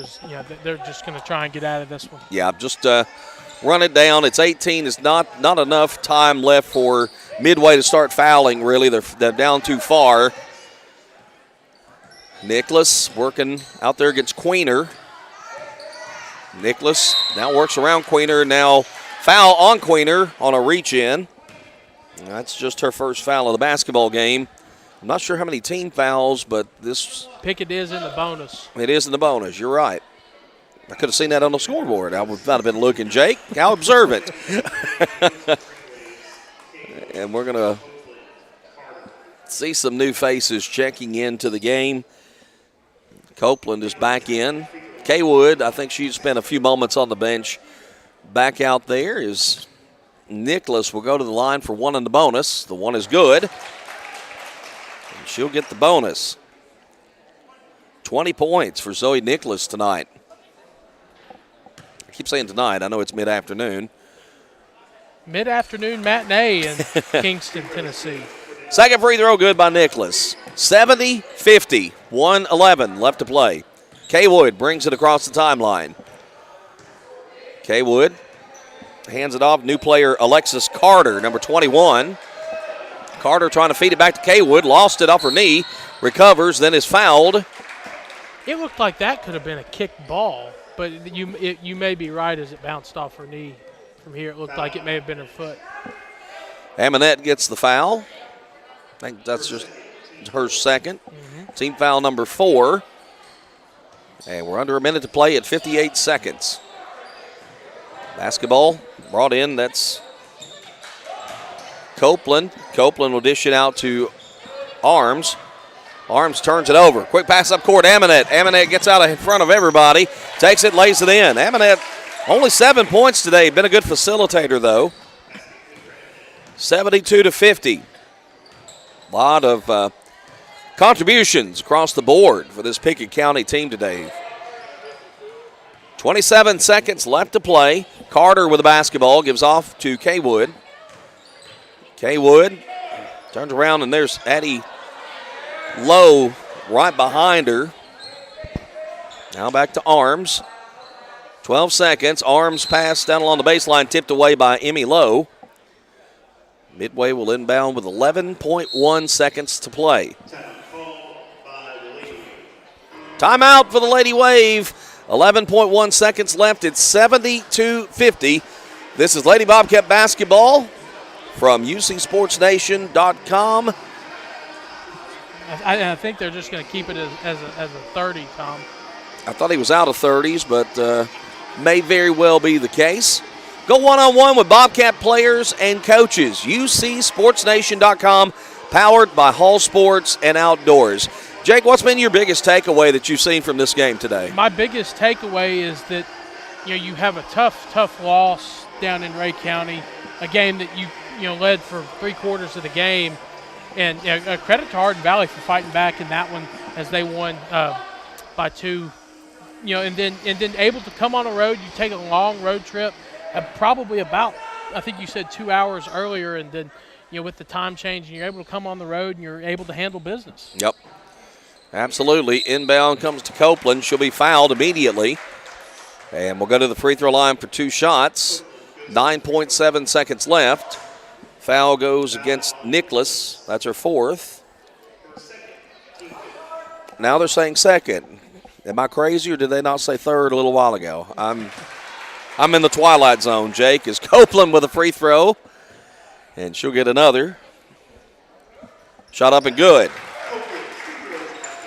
And 72-52. 5 seconds left. Pickett County's just going to run it out, and that's your basketball game. Lady Bobcats will move to 11-3 overall on the season as they come out victorious today, 72-52 over Midway. Some post-game wrap and the boys' game coming up. You're listening to Lady Bobcat basketball from UCSportsNation.com. Pickett County basketball, live on UCSportsNation.com. Tonight's action sponsored by Kiesling Insurance. 35 years serving neighbors like you in Pickett County. Visit KieslingINS.com. Kiesling Insurance. By First Choice Family Care. Primary care, preventative care, wellness. Your choice is First Choice Family Care. By Union Bank, serving Byrdstown, Jamestown, and Clark Range. More than 117 years of serving the neighbors of our hometown. Member FDIC. And by Brown's Funeral Chapel. Brown's stands beside you. At those difficult moments of life, count on Brown's Funeral Chapel. Since 2007, Dale Hollow Exxon has been serving this community. That's a lot of buzzer beaters and great wins. Jason Meadows and the team at Dale Hollow Exxon love the Bobcats and are proud to support the team. On your way to the next game, swing in for a fill-up. Sandwiches, fresh baked goods, and delicious pizza for every Bobcat fan on your team. And of course, Synergy Supreme Gas from Exxon to keep your car running with the speed of the Bobcats. Dale Hollow Exxon. Refuel after every game at Dale Hollow Exxon. It's game night, but sniffles are slowing your MVP. Your choice is First Choice Family Care. Dad doesn't feel like a pickup game. Your choice is First Choice Family Care, 864-3232. Mom's been benched all weekend. Your choice is First Choice Family Care. Taking care of your family team all year round. Primary care, preventative care, wellness. Your choice is First Choice Family Care. Walk-ins and appointments. Your choice is First Choice Family Care. Always accepting new patients. Most insurance ads end at competitive rates, as if that's all that matters. As your local professional insurance agent, that's just where Kiesling Insurance begins. When it comes to insuring your home, your car, or your business, Kiesling Insurance offers you personalized service and advice, along with a choice of companies to fit your needs. And yes, competitive rates, too. When you need insurance, call them, or be sure and contact the team at Kiesling Insurance or visit them online at KieslingINS.com for details about life, home, auto, or business. 117 years of serving the Upper Cumberland. Not many businesses can say that. Union Bank can, and yet Union Bank keeps changing to meet the needs of today. Mobile banking, text banking, you pay bills, Union Bank makes your life easier. And when you want to dream a new home, a new business, new car, local people sit down with you to make it happen. Union Bank, Highway 111 Birdstown, also Jamestown and Clark Range. Years of service, modern tools to be your bank. Union Bank, member FDIC, equal housing lender. Post-game reaction, tonight's stats and scores. This is the Union Bank post-game report. Proud to serve Birdstown with modern tools to make banking easier. Union Bank.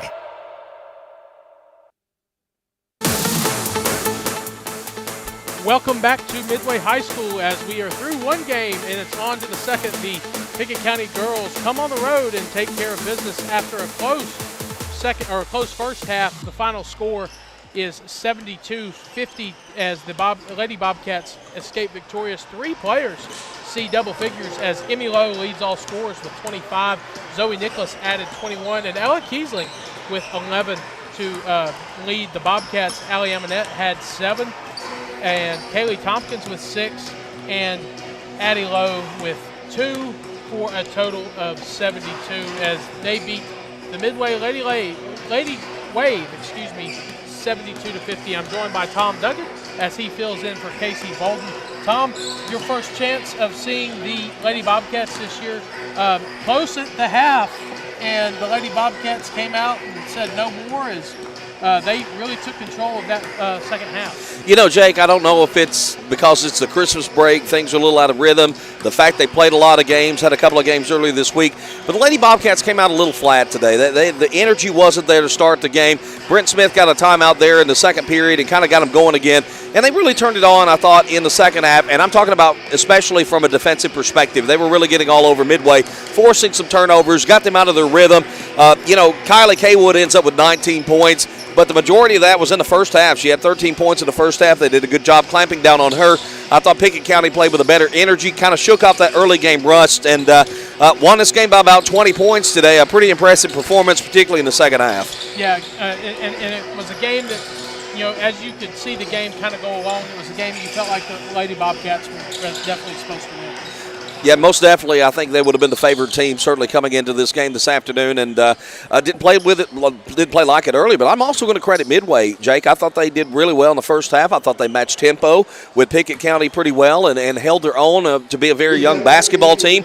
They really battled in the first half of the game, but in the end, Pickett County just too much talent and too much energy. Absolutely. Well, the between game show, rolls on as we get ready for boys action. We'll have a scoreboard for you with boys teams playing across the region, and we'll have starting lineups and an interview with Coach Joseph Amonette coming up next as you listen to Pickett County basketball right here on UC Sports Nation. The Union Bank post-game report continues. Union Bank, Birdstown, Jamestown, Clark Range, member FDIC. Wrapping up tonight's Bobcats action.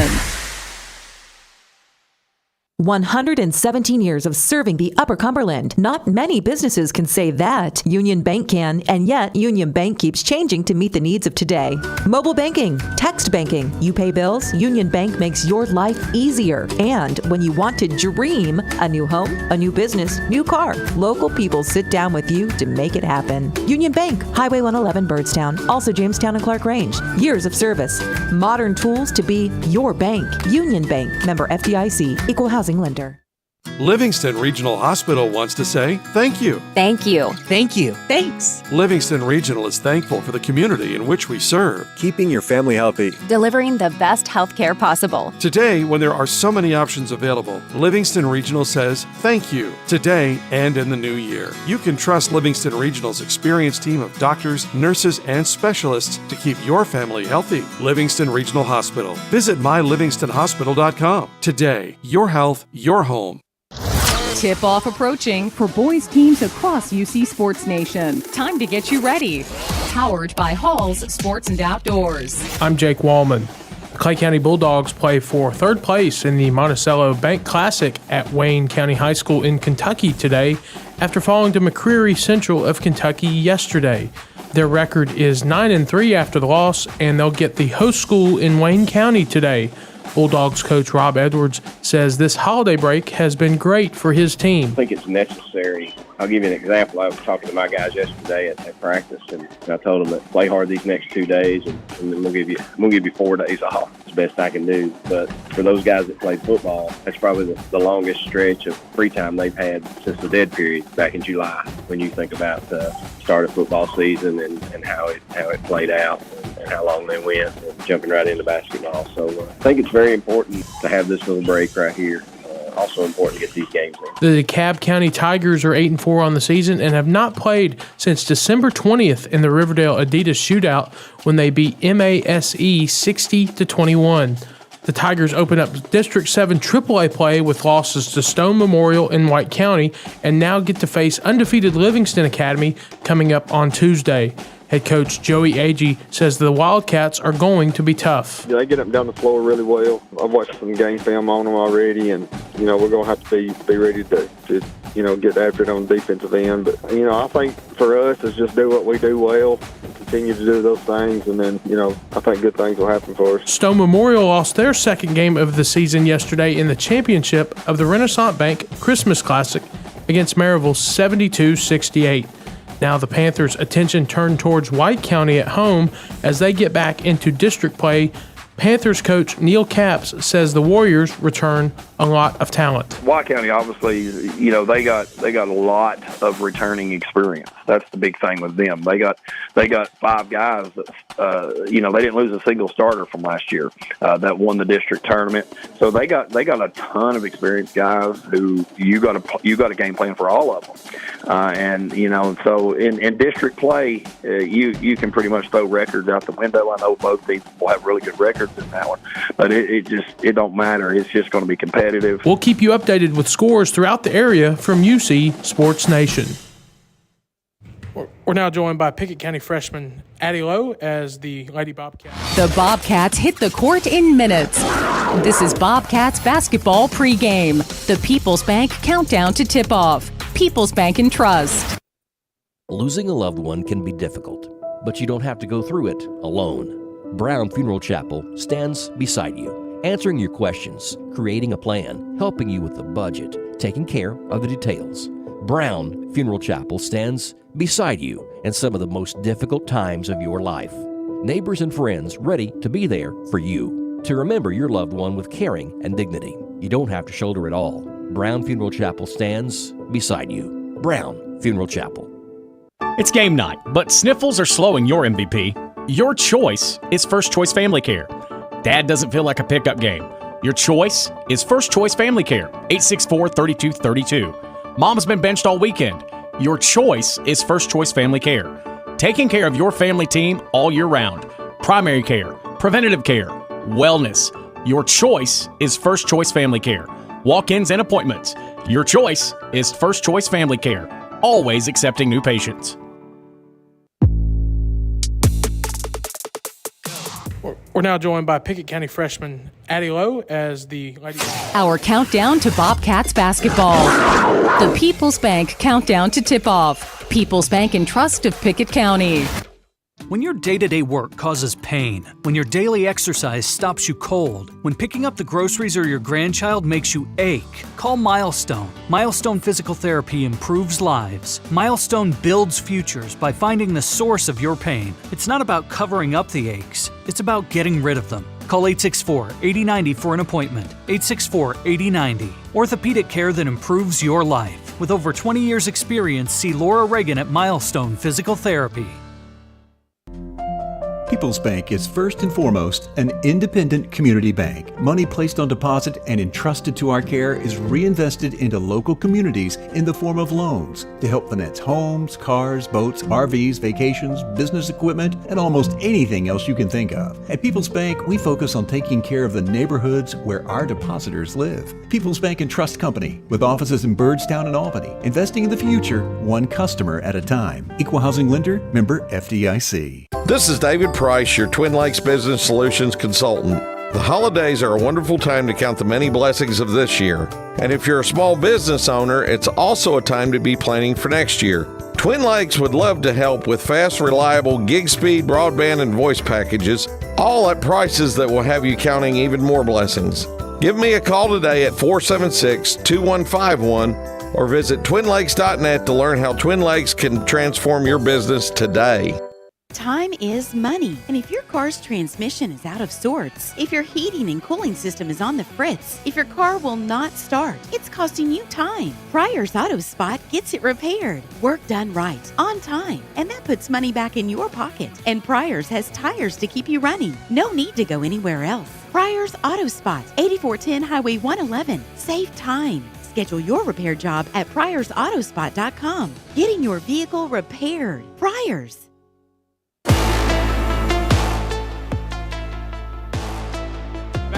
Ray County High School as we are getting set. Back at Ray County High School as we're getting set for the starting lineups. First for Pickett County, number 4, Caden Miller, number 14, Eli Reagan, number 11, Jacob Amonette, number 20, Gage Harris, and number 21, Caden Thomas, along with Caden Miller. And for the starting lineup for the Midway Green Wave is number 1, Brennan Reed, or number 10, Brennan Reed, number 11, Justin Long, number 23, Tyler Bentley, number 21, Dalton Cole, and number 1, Ethan Parks. The Bobcats are coached by Joseph Amonette. They are 8-5 on the season, and the Green Wave of Midway are coached by Rob VR. For the play-by-play action, here is Tom Duggan. All right, thank you, Jake Wallman. We get set as the Pickett County Bobcats donning the all-black unis today. Gold lettering and numerals trimmed in white. Midway in the white basketball jerseys, the green shorts. Green lettering and numerals trimmed in black. Basketball shorts highlighted with white stripes down the sides. Pickett County wins the tip. Joseph Amonette will put it in motion, and here we go. Game 2 of our doubleheader from Midway High School located near Kingston, Tennessee. Amonette with it up top of the key. He'll rotate it around Caden Thomas. Thomas brings it up top, Miller. Now down in the corner, first shot of the basketball game is a three-pointer that's no good. Kept alive, though, by Harris. Ball batted around now, and it's going to be taken away by Midway. Midway with Brennan Reed, and we get a whistle, and I believe we're going to have a foul. Indeed, we will. I believe that they got Gage Harris with that first foul. And that's the first foul, of course, of the basketball game as we are just underway. The Pickett County Bobcats go into a full-court press look. No trouble. Midway will get it down court in a hurry. Ethan Parks stops, pulls up, shot rattles in and out. Parks can fill it up. Now, he struggled in the game. I saw him a couple of weeks ago against Monterey with only 6, but he is a player that if he gets hot, he can be trouble. Amonette with the basketball, trying to lob it down low. Pass is going to be intercepted by Tyler Bentley. Bentley just stepped right in front of that. And here come the Green Wave with Reed in the front court. Reed to Parks. Parks out there working against Amonette in his half-court man set. Now they'll switch over and double team. Parks will get rid of it. They'll skip it middle of the court. Cowell. Cowell's going to be fouled. And that'll be the second foul of the basketball game, which will go against Caden Thomas. the 5'9 junior, and that's the second team foul. Green Wave looking to inbound. Basketball comes in near side.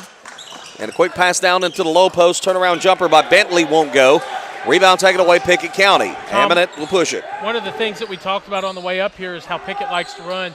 They get the rebound and they take off. A little sloppy in the half court right now. Ball comes out. Aminet for three. Bounces all over the rim. It won't go. Saved back in, and then it'll sail out of bounds. Good hustle there by Caden Miller, and we're going to get a quick timeout called here. It's going to be a 30-second timeout by Joseph Aminet. Tom, one thing we've seen in the first minute and a half is we've seen 2 fouls and no points. Already, and you get the feeling out process, especially teams that don't know each other. Saw this a lot in some games I covered this week. Early, it's kind of sloppy, it's kind of awkward because the teams don't really know each other. I think we're seeing a little bit of that here, Jake, play out with these 2 basketball teams. Yeah, I think so. That's one of the things that a lot of coaches like to do is they kind of like to put teams on their schedule that they don't normally see a lot. You kind of like to get your team ready for the road grind. This does have a sub-state type of road trip length. And that's something that we've seen a lot with Joseph Aminet already. Brennan Reed with the basketball into the front court. A quick pass down in the low post, trying to get some leverage down in there is Cowell. He's in some trouble, brings it back out Reed. They're rotated around Parks on the far side. He wanted that three-pointer, but he passed up on it. Now he's in some trouble. We'll go cross-court, pass broken up. Good hands by Thomas. Pickett County with the takeaway. Ball comes back to Thomas, now to Aminet. Joseph Aminet wanted him to push and attack.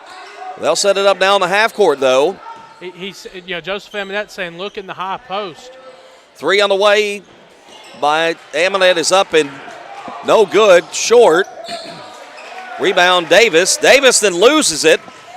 Pickett County with a shot, no, but a foul. Foul's going to be on Cowell. And we'll have some free throws as that was in the act of shooting as Gage Harris will step to the free throw line.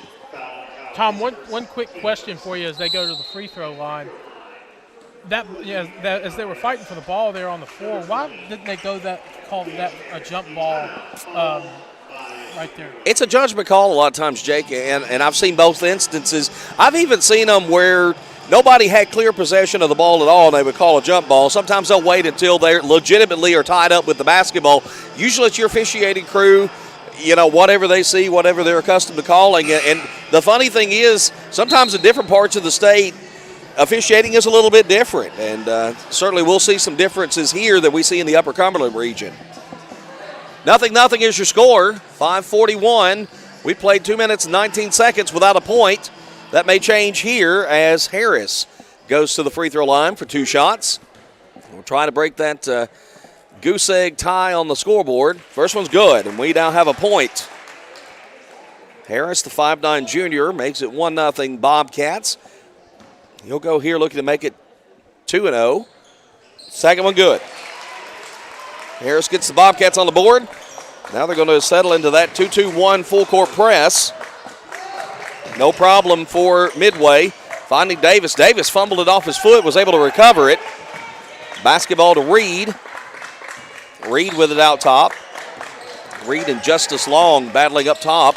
Now he's going to feed it to Bentley. Bentley up off the glass. It's good. Tyler Bentley will even things up.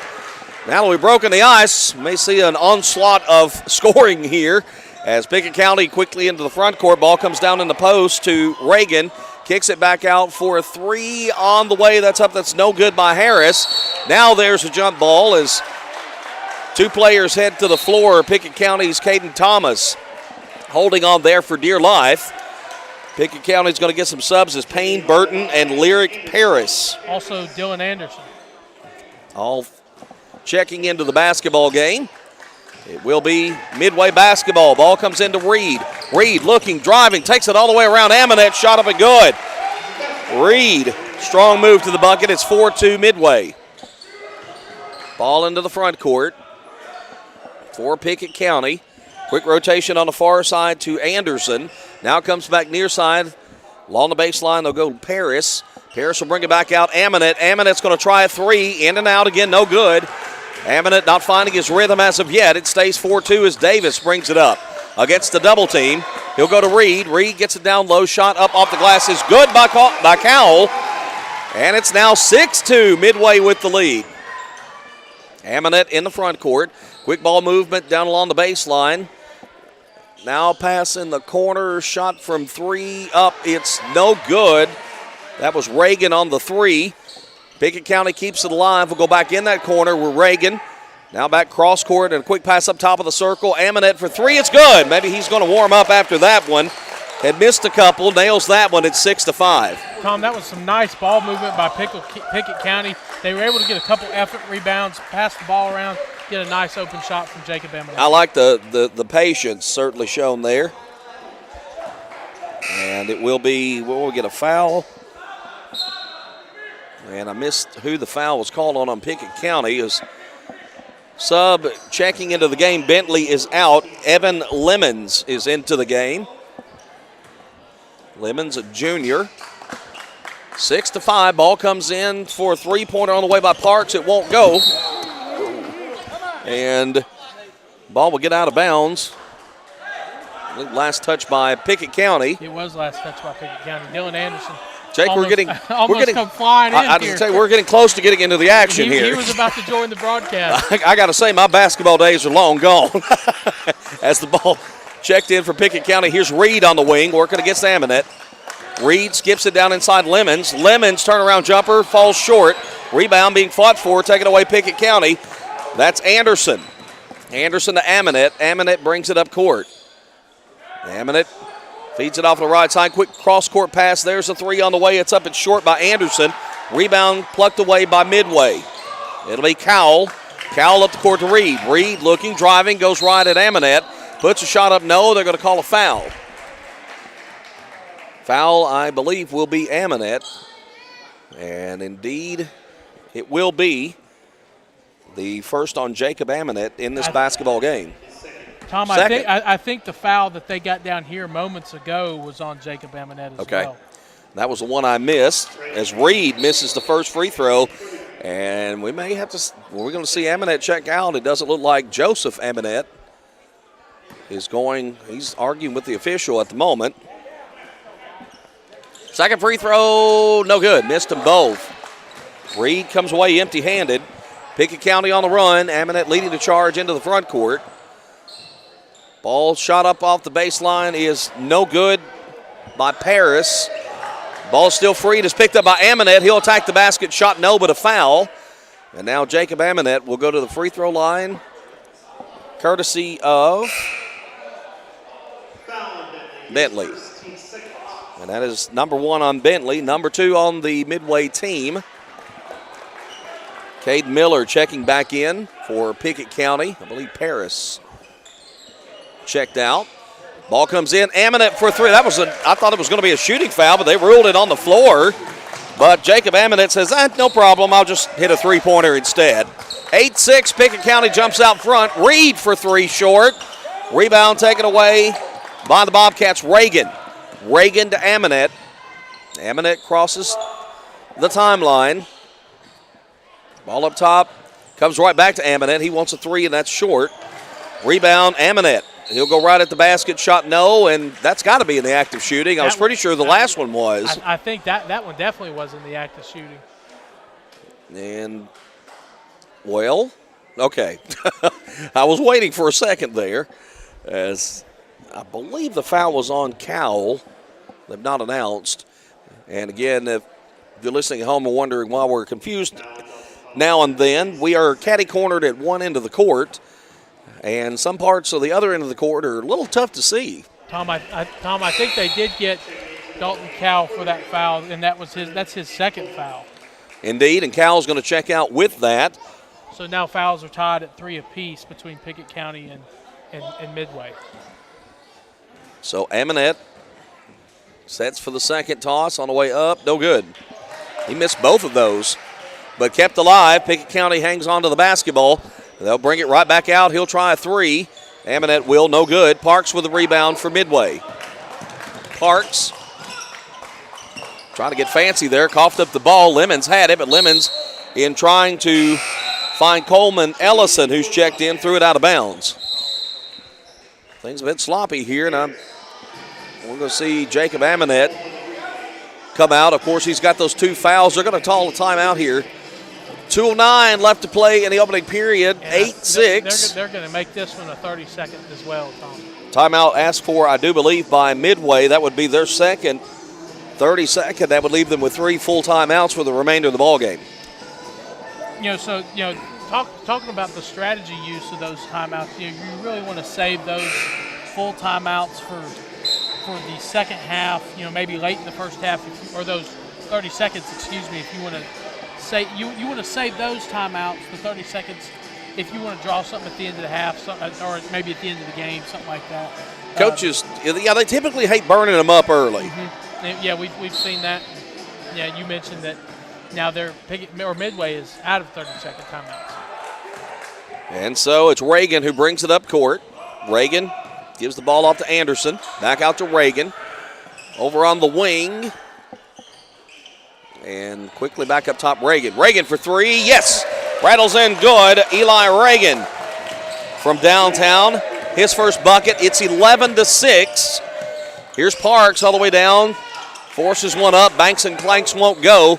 Pickett County, by the way, is on a 9-0 run. Reagan down in the corner. 3-pointer on the way. That shot off the mark. That's Harris. And ball lost out of bounds.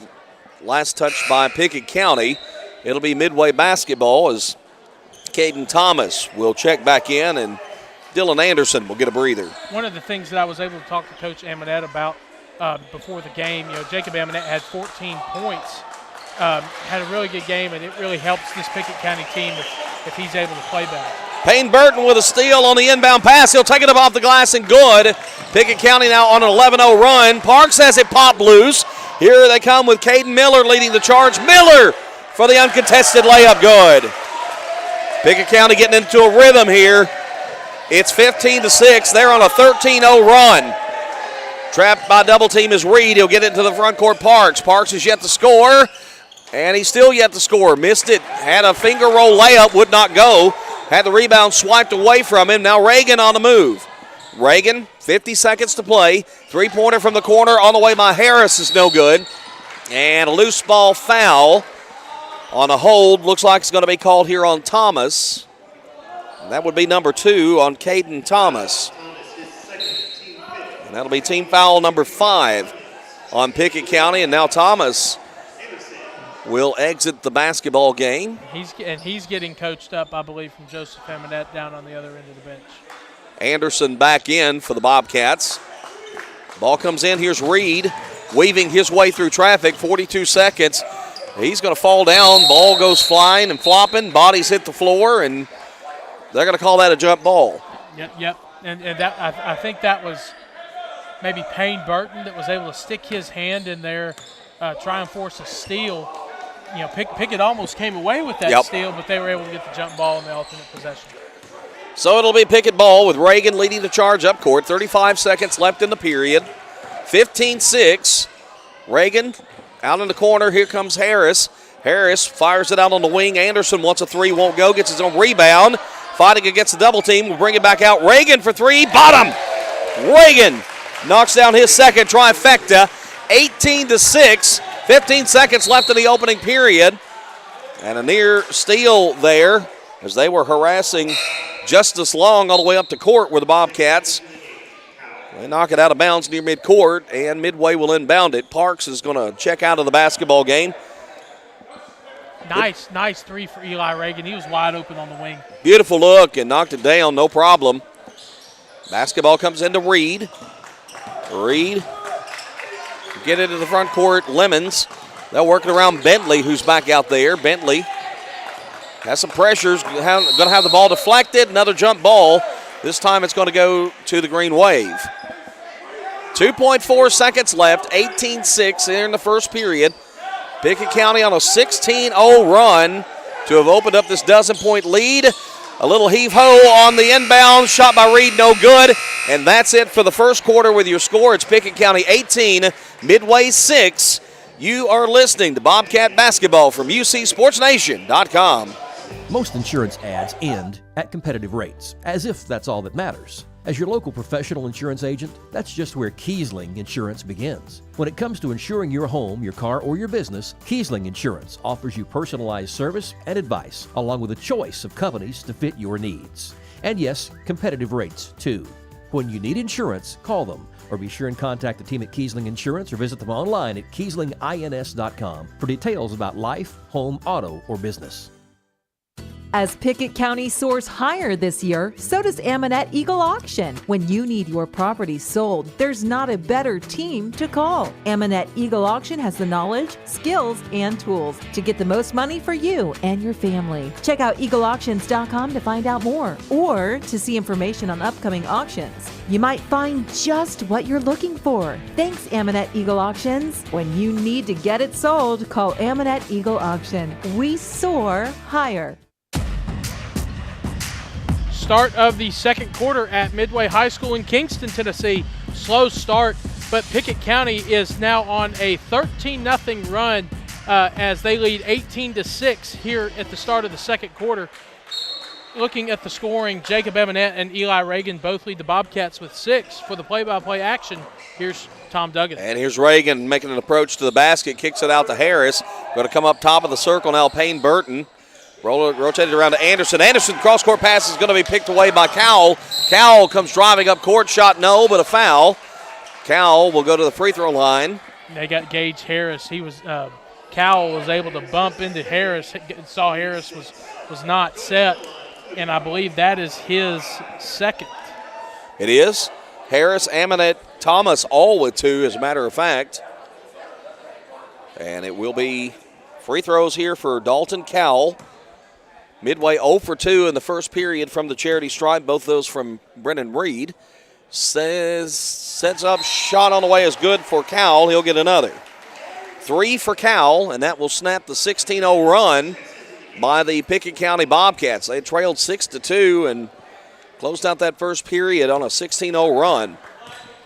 And we'll see Harris check out of the basketball game after acquiring that foul. Second free throw up good by Cowell.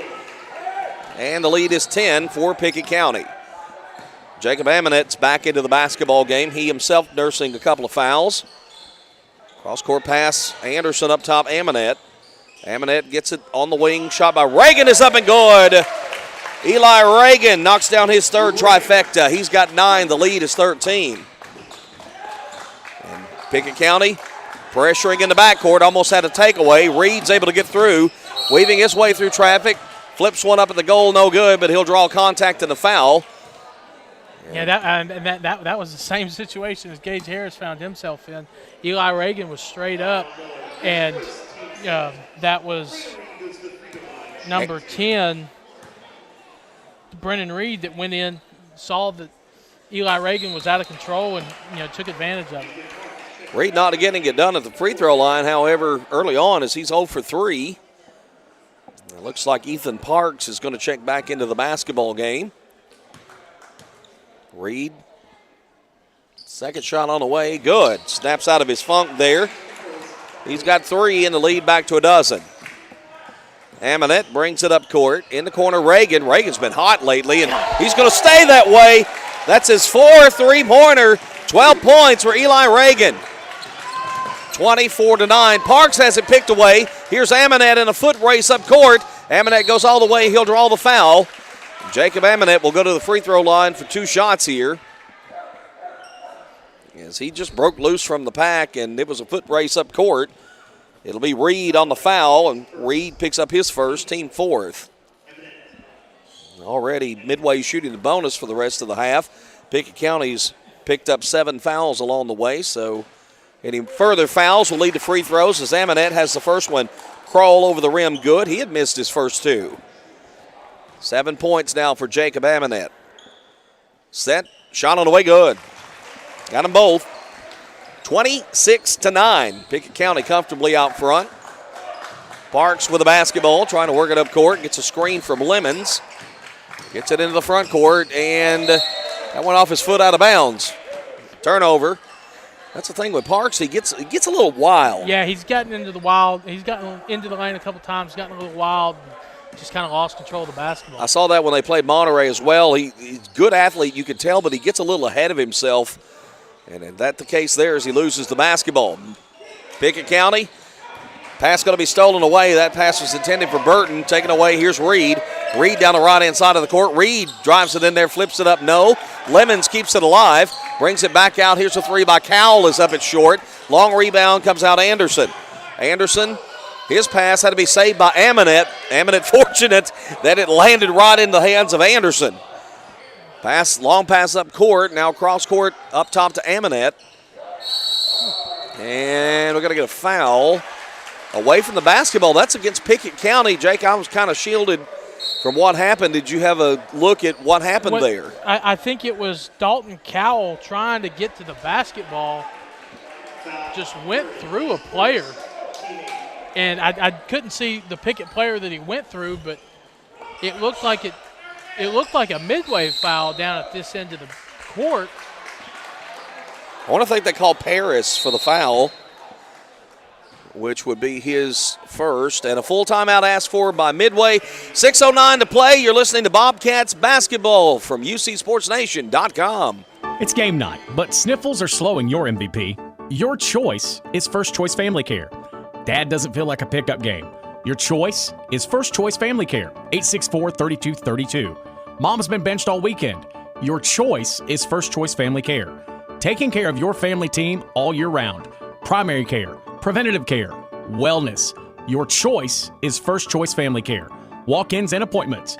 Your choice is First Choice Family Care. Always accepting new patients.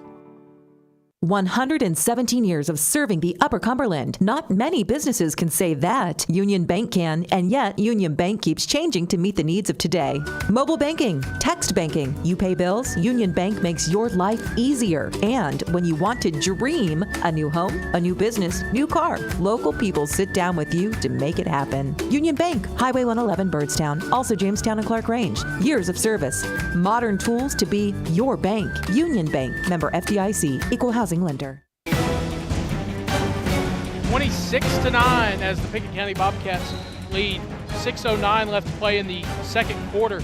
Eli Reagan is the leading scorer for the Bobcats out in front with 12 points. Here's Tom Duggan. All right, just as they come back on the inbound play, Lyric Paris will get his first bucket of the ball game for Pickett County, and then Paris will follow that up with a steal. Why not? Anderson, corner, three ball, up, short. Rebound up high for it. Cowell will pull it away for Midway. 5:44 counting in the second period, 28-9. And a steal. Anderson's going to have it. Anderson's going to break out ahead of Lemons. And I tell you what, Lemons for a big boy was hustling down the court. Jake, I was pretty impressed with Anderson able to get the layup. They'll come back. Bentley wants a 12-footer. It's up, it's no good. And basketball secured by Aminet. Aminet going opposite direction. Down in the corner, Anderson. He'll bring it back out three by Burton. It's up and good. Payne Burton strikes from downtown. 7th three-pointer of the basketball game for Pickett County. Pass goes up court. Quickly finding Bentley in the far corner. Bentley double team, harassed. Had it deflected by Reagan. Ball is still free. Picked up by Anderson. Anderson to Aminet. Coach Aminet begging Pickett County to get down the floor. Aminet skips it down inside. Attacking the basket, shot up and good. That's going to be Paris. Back-to-back buckets for Paris. And I look up there, and it's 35-9. And Pickett County's made this a blowout in a relative short amount of time. Reagan with another steal. Reagan, trapped by a double team, goes to Aminet. He'll kick it outside. That's a three on the way. It's no good. Rebound kept alive by Pickett County, but then stripped. Burton had it stripped away. Bentley had it. Here's Reed on the way up court. Reed looks, drives, floater in the paint. No. Rebound taken away Reagan. Reagan quickly going the other direction. Reagan drives it all the way to the baseline. Now we'll back it out and we'll leave it off to Paris. Paris will put it up, won't go. And then we'll get a loose ball foul after the shot. Yeah, Lyric Paris was fouled. I think he got hit as he was coming down from the shot. And... well, they said everything so fast I didn't catch who it was. Somebody's second, I believe, so it would be Reed or Bentley. Both of which are out there at the moment, and we're going to see some fresh bodies check in for both teams here. And for Pickett County, number 32. Jake, I'll have to rely on you. That's not on my current roster. As the Bobcats will inbound. Have Harris down along the baseline. Harris will dish it in to Paris. Paris's pass had to be tracked down, kept alive by Thomas. Now to Aminette, down in the corner, Harris. Harris feeding the baseline there, Paris. Paris's pass, errant, and Reed is going to have a takeaway. Reed up the court, Parks. Parks on the far sideline, stepped on the sideline, turnover, Midway. It'll be Pickett County basketball. So the Bobcats get it back, 3:45 to go in the second, 35-9 is the score. And I believe that number 32 in for Pickett County is Will Spears. Will Spears, who gets the basketball, as we mentioned. Shot no good, but he'll get a trip to the free throw line. So Spears will shoot 2 here. And once again missed the Cowell with the foul. That's his third. Cowell foul. And to the free throw line will go Spears, whose first one is no good. He'll get another. 26-point lead here for Pickett County. And in fact, they have outscored Midway 33-3 since it was 6-2. Make that 34-3. Free throw is up and good. Parks on the inbound. Parks gets through traffic, crosses the timeline, finds Reed. Reed, his pass broken up. Now they're going to get Spears on a foul as he reached around the Midway player. Tom, one thing I'm seeing as I look at this Midway team, you got a couple guys that are on the all-hair team. Coleman Ellison and Brennan Reed both have some lettuce going. They do indeed. Coleman Ellison going up there for the free throw, up and good. And he'll get another. Here's the second one over the line. Lane violation, wouldn't have counted anyway. It was no good. 36-10 with 3:24 left, and it's been a while since Midway scored. It's been a long time. I think they had a free throw early this quarter that went in, and that was the last time they scored. Harris with the ball, top of the circle, over to Aminette. Now back cross court. Harris thought about a three, passed up on it. And now he'll get the ball back on a pass from Thomas. Harris works it down in the corner to Paris. Paris and Harris, and Harris is going to be fouled, it appears. That was number 10, Brennan Reed. That's his second, or third, excuse me. Third. He's got 3, Cowell's got 3, and they're both out there, and that's pretty big. Paris is going to check out here for Pickett County. Both teams shooting the bonus for the rest of the half, and Gage Harris, who's 2 of 2 from the stripe, will step up. No field goals, by the way, this period for Midway. All 4 points have come from the charity stripe. First shot up good by Harris. He'll get another. And this quarter, Pickett County is 4 of 5 from the free throw line, 6 of 9 for the basketball game. Second one up, no good. Looking at Coach Aminette, he's just telling Will Spears to calm down. As the drive to the bucket, shot goes over the backboard and out of bounds. That's just as long. And that was Will Spears with the defense. He got up high with the ball. Yep. He calmed down. He did calm down. And forced that errant shot. And Spears will inbound. Brings it into Aminette. He'll bring it up court. Down in the corner. Ball back up to Aminette. Back to Harris in the corner. Back up top, Aminette. Back to Harris in the corner. Playing a little friendly game of catch here. Rotating it all around left-hand side of Thomas. Back up Aminette for 3, bottom. Aminette, been a little while since he put one of those down. He's got 11. The lead is 30. Parks, free throw line jumper, good. Ethan Parks scores for the first time today, and that's the first field goal in this second period for Midway. It comes with 2:13 left till the intermission. 40-12. Catching, shooting, Harris. Bottom. Pickett County on fire out there. They are feeling it. Tom, I said it in the girls' game, and I said it in the boys. The gunner guns and the gunner hits. Yep. As we get a foul On the approach to the bucket, Parks is going to earn a trip to the free throw line. The foul looks to be on Harris. That's 3 on Harris. He's probably going to have to come out and sit for the rest of this quarter and probably sit for a while. Yep, Harris is coming out. Thomas is also coming out. Payne Burton is back into the basketball game. And I believe Anderson also checked in for the Bobcats. Shot on the way is no good by Parks. Parks has just not been able to get it going thus far in this basketball game. He's got the 2 points, missed that free throw. He'll get another. Sub in Brennan Reed just checked back in after a brief spell for Midway. Second free throw, no good. Missed both. Rebound Pickett County, and it's Amonette down the right inside of the court with 1:50 left. Cross court, Anderson all wide open. Shot won't go, though. Rebound kept alive, put back up. That's good. That's Paris. Paris has 6 in the period. The lead is 33 at 45-12. Good hands by Anderson as he slaps away the inbound pass. Slapped it away from Parks. And we'll get a new player in as Caden Miller will check back in, and Amonette likely will stay on the bench for the remainder of the first half. Basketball comes into Reed. Brennan Reed up the court, hands it off, shot up and good. That is Landon Easter, number 34, in for the first time today. Back up court, Reagan brings it up. Into the corner, Paris, back out to Reagan. Reagan feeding it to Burton, right back to Reagan. Right over to Burton. Burton looks, trying to go around his defender. And then you had Reed collapse. A little collision there is going to lead to a foul. Yeah, I think Payne Burton saw Reed go sideways, was able to drive in there, take advantage of it, and Reed gets tagged with the foul. That's 4 on Reed. He might have to sit for a while. A long time.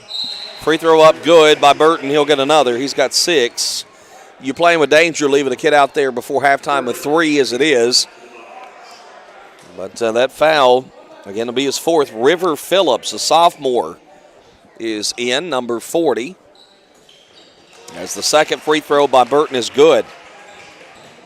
He's got 7 now, and the lead is 33 with 1:04 left until halftime. Ball in the front court. Long comes near side to Parks. Parks along the baseline. Runner won't go. And we'll have a loose ball foul called here. I believe this is going against Pickett County.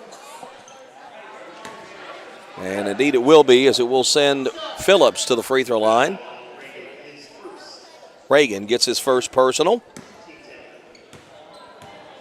And free throws forthcoming here. Shot on the way up good. Phillips in the scorer book for the night. Makes it 47-15. He'll get another. 54.2 seconds left till halftime. Shot good. Rattles home. Pickett County still way out front as Reagan will bring it up court. Reagan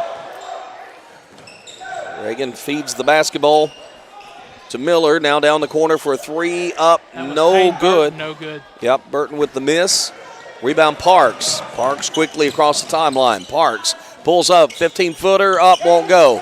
Rebound yanked down by Paris. Paris to Reagan. Reagan looks, drives all the way, splits a double team, goes to the basket. Shot won't go. Rebound swiped away by Cowell to Parks. Parks all the way, takes it, counted, and a foul. Well, Parks didn't get too far ahead of himself that time. Took it in from the left-hand side, and he'll step to the line. Reagan gets a quick second. So you got Amonette with 2, Reagan with 2, Harris with 3, Thomas with 2, Parks with the and 1 that will not go. He's 0 for 3 from the free throw line. Long pass up court goes Reagan. Reagan down in the corner, Paris. Paris will bring it back, work it cross court. Anderson for 3, short. Rebound, battle for along the baseline. They'll call a jump ball. That should be Pickett's possession. 3.3 seconds left. Yeah, it's going to be the Waves' possession. Trying to get it into Parks, but good hands there by Burton.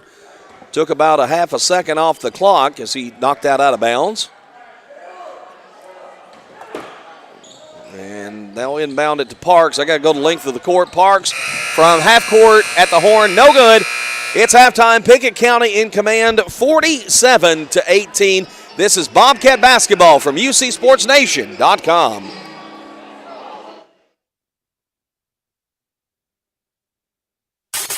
Bobcats basketball, the Pickett County Wildcats. Tonight's game, sponsored by Aminet's Eagle Auction and Realty, where we soar higher. Book your next auction at eagleauctions.com. Pryor's Auto Spot. Get your car repaired. Done right the first time. Schedule your work now at pryorsautospot.com.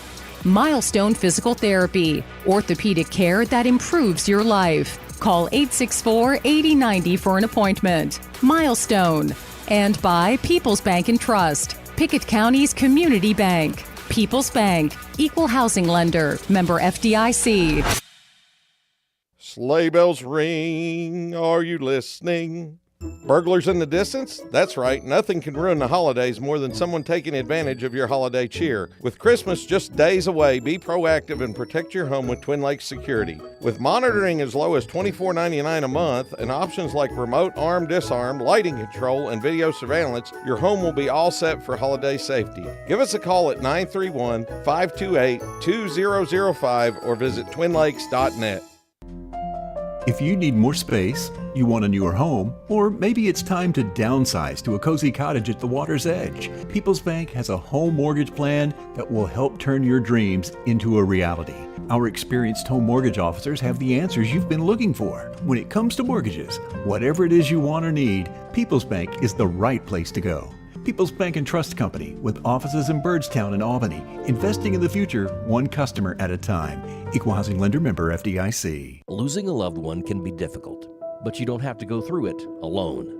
Brown Funeral Chapel stands beside you, answering your questions, creating a plan, helping you with the budget, taking care of the details.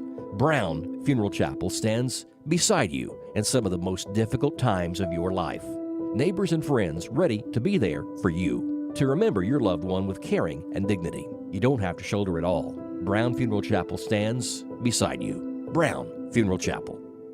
When your day-to-day work causes pain, when your daily exercise stops you cold, when picking up the groceries or your grandchild makes you ache, call Milestone. Milestone Physical Therapy improves lives. Milestone builds futures by finding the source of your pain. It's not about covering up the aches, it's about getting rid of them. Call 864-8090 for an appointment. 864-8090. Orthopedic care that improves your life. With over 20 years experience, see Laura Reagan at Milestone Physical Therapy.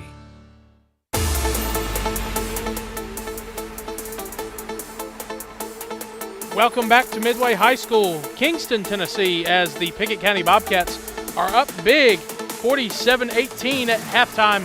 As we take a look at the numbers, Jacob Aminette with 11. Eli Reagan leads the Bobcats with 12. He had 4 threes from deep, hit all of them. Gage Harris with 6. He had 4 in the second quarter. Caden Thomas with 2. Lyric Paris, with 6, all points coming in the second quarter. Dylan Anderson with 2. Payne Burton with 7. He had 5 in the second quarter. And Will Spears, the freshman number 32, makes the playbook, makes the scorebook as he went to the line, was 1 for 2 from the free throw line in the second quarter, and Pickett County leads 47-18. Tom, taking a look at the Pickett County second quarter, that's where they did most of their damage. At one point they were on a 34-3 run, I believe. Yeah, I believe at one time it got to 34-3. It was 6-2 at one point. It was 6-2. Midway had a lead. Yeah, we looked up at the scoreboard, and all of a sudden it was something crazy like 36-9. Yeah, I believe there at one point. And Pickett County got hot from the perimeter, Jake. They knocked down 9 3-pointers there in that first half. Reagan hits 4. Aminette hits 3, and then you got one apiece from Harris and Burton. When they're shooting threes like they did in the first half, this is going to be very, very tough anyway for Midway to come back. But if Pickett County can stay hot on the perimeter, there's no way that Midway is going to be able to get back into this basketball game. And, again, I thought Pickett started a little slow, like we saw in the girls' game, but, man, when they started firing on all cylinders, they've really got things going here. What have you seen, real quickly, what have you seen from Pickett defensively that has Midway so out of whack? I just think the way that they tenaciously move and attack aggressively the ball handlers. They're always going after the basketball. You know, sometimes it's a man-on-man, sometimes they send a double team, but they are very tenacious, particularly in the full court.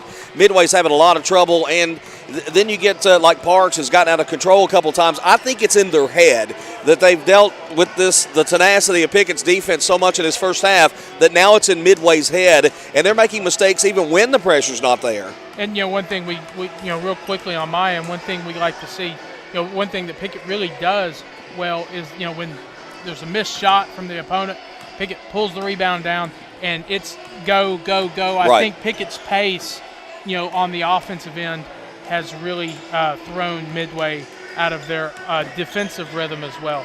I think Midway wants to think they can play fast, but the look of this team looks more like a half-court set offense. They're trying to run and gun out here with Pickett County. Pickett County's very good at that, and I don't think Midway is the type of team that really is custom-built to be able to run up down the court. You got Parks, good athlete who can get up and down the court, but I think this is more of a half-court style of team. Now, if they can slow it down a little bit here in the second half, they might make a dent in this lead, but if Pickett can continue to force the tempo, they're going to run away with this one, maybe even get the mercy rule in the fourth quarter. All right, well, that is our halftime analysis. Pickett leads 47-18 at Midway High School as you listen to Pickett County basketball on UC Sports Nation. A.J. Nash is a senior basketball player for the Upperman Bees. Nash is working through an injury he suffered against White County on December 9th. Nash recently caught up with UC Sports Nation and told us about his GOATs, or greatest of all time, in many different areas. This is UC Sports Nation This Week. Who would you say is the greatest of all time within your sport, so basketball? Oh, LeBron, for sure. Just the way he leads his team, scores the ball when he has to, defends when he has to, just stuff like that.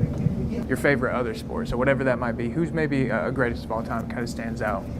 Football, it's got to be Deion Sanders. Cornerback's the hardest position on the football field. It's got to be. Who maybe kind of stands out as your greatest teammate of all time? I can't pick one for sure, but it's got to be Colin, Jace, Alex, Isaiah. All of them were just great leaders on the court. Helped me whenever I needed help. But what do you think maybe kind of stands out as your greatest sports memory of all time? It's probably got to be sophomore year, the sub-state game at Tyner. We won that. And then the state tournament, the first round against Procon, it was something special. Can you kind of walk through just what that game was like, what it was like to be in the atmosphere there, how different it is from a regular season game? And state game is much bigger than a regular season game, district game, because everything's on the line. You lose, you go home. Just the energy in the building was phenomenal. The fans, the students, everybody. Who maybe kind of stands out for you as like your greatest sports role model? Coach Bobby's got to be one for sure. He's just from my freshman year from now, I've developed so much, learned so much about the game that I didn't know when I first came in. Got quicker, faster, stronger, everything. Anybody outside of the realm of sports that might stand out to you as your greatest role model? I got to say my parents. They've invested so much into me for this sport, for my life. They've set me up for my whole life. They've done everything for me, and I couldn't thank them enough.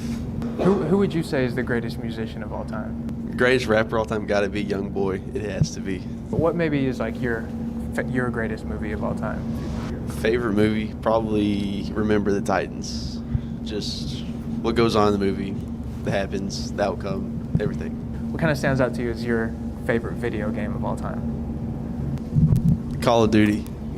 I just play it all the time. Just something special in that game. That's Upperman senior basketball player A.J. Nash. For more interviews with athletes and coaches from across the Upper Cumberland, go to ucsportsnation.com.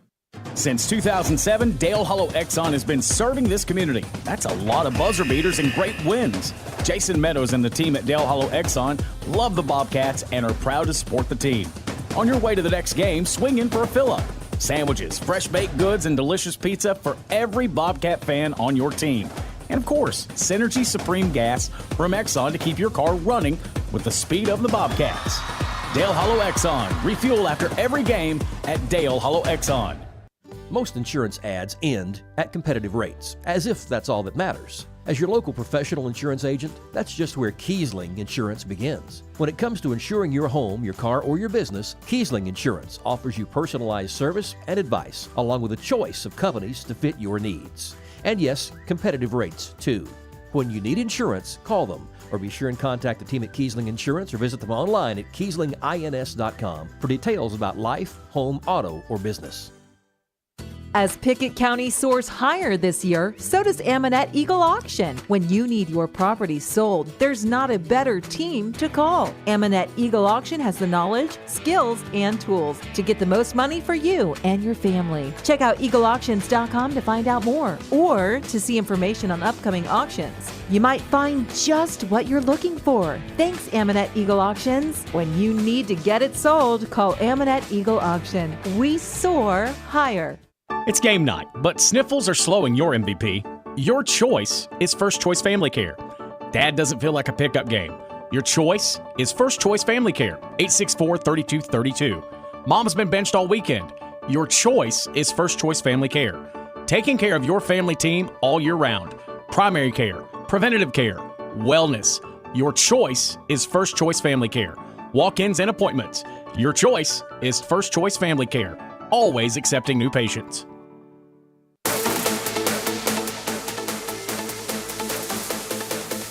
Welcome back to Midway High School for the second half of the Pickett County Bobcats and the Midway Green Wave. Eli Reagan broke open the scoring for the Pickett County Bobcats with a layup, and now Midway just getting done at the free throw line. They lead. Pickett leads 49-19. Here's Tom Duggan. All right, thank you, Jake Wallman. Free throws right here for Dalton Cowell, as he will make two. As I think there was a lane violation, maybe on Pickett County initially missed the second. He'll end up with both. It's 49-20. Basketball in the hands of Pickett County. Amanette with a three. It's up and good. That's the 10th three-point bucket for Pickett County in this basketball game, the fourth by Amanette. Nice little screen by Eli Reagan as he handed the ball off to Jacob Amanette, able to get Amanette a good look at the basket. Parks drives in the paint, will kick it out. Three on the way is up. It's no good by number 11, Justice Long. And the ball sails out of bounds. Pickett County the last to touch it.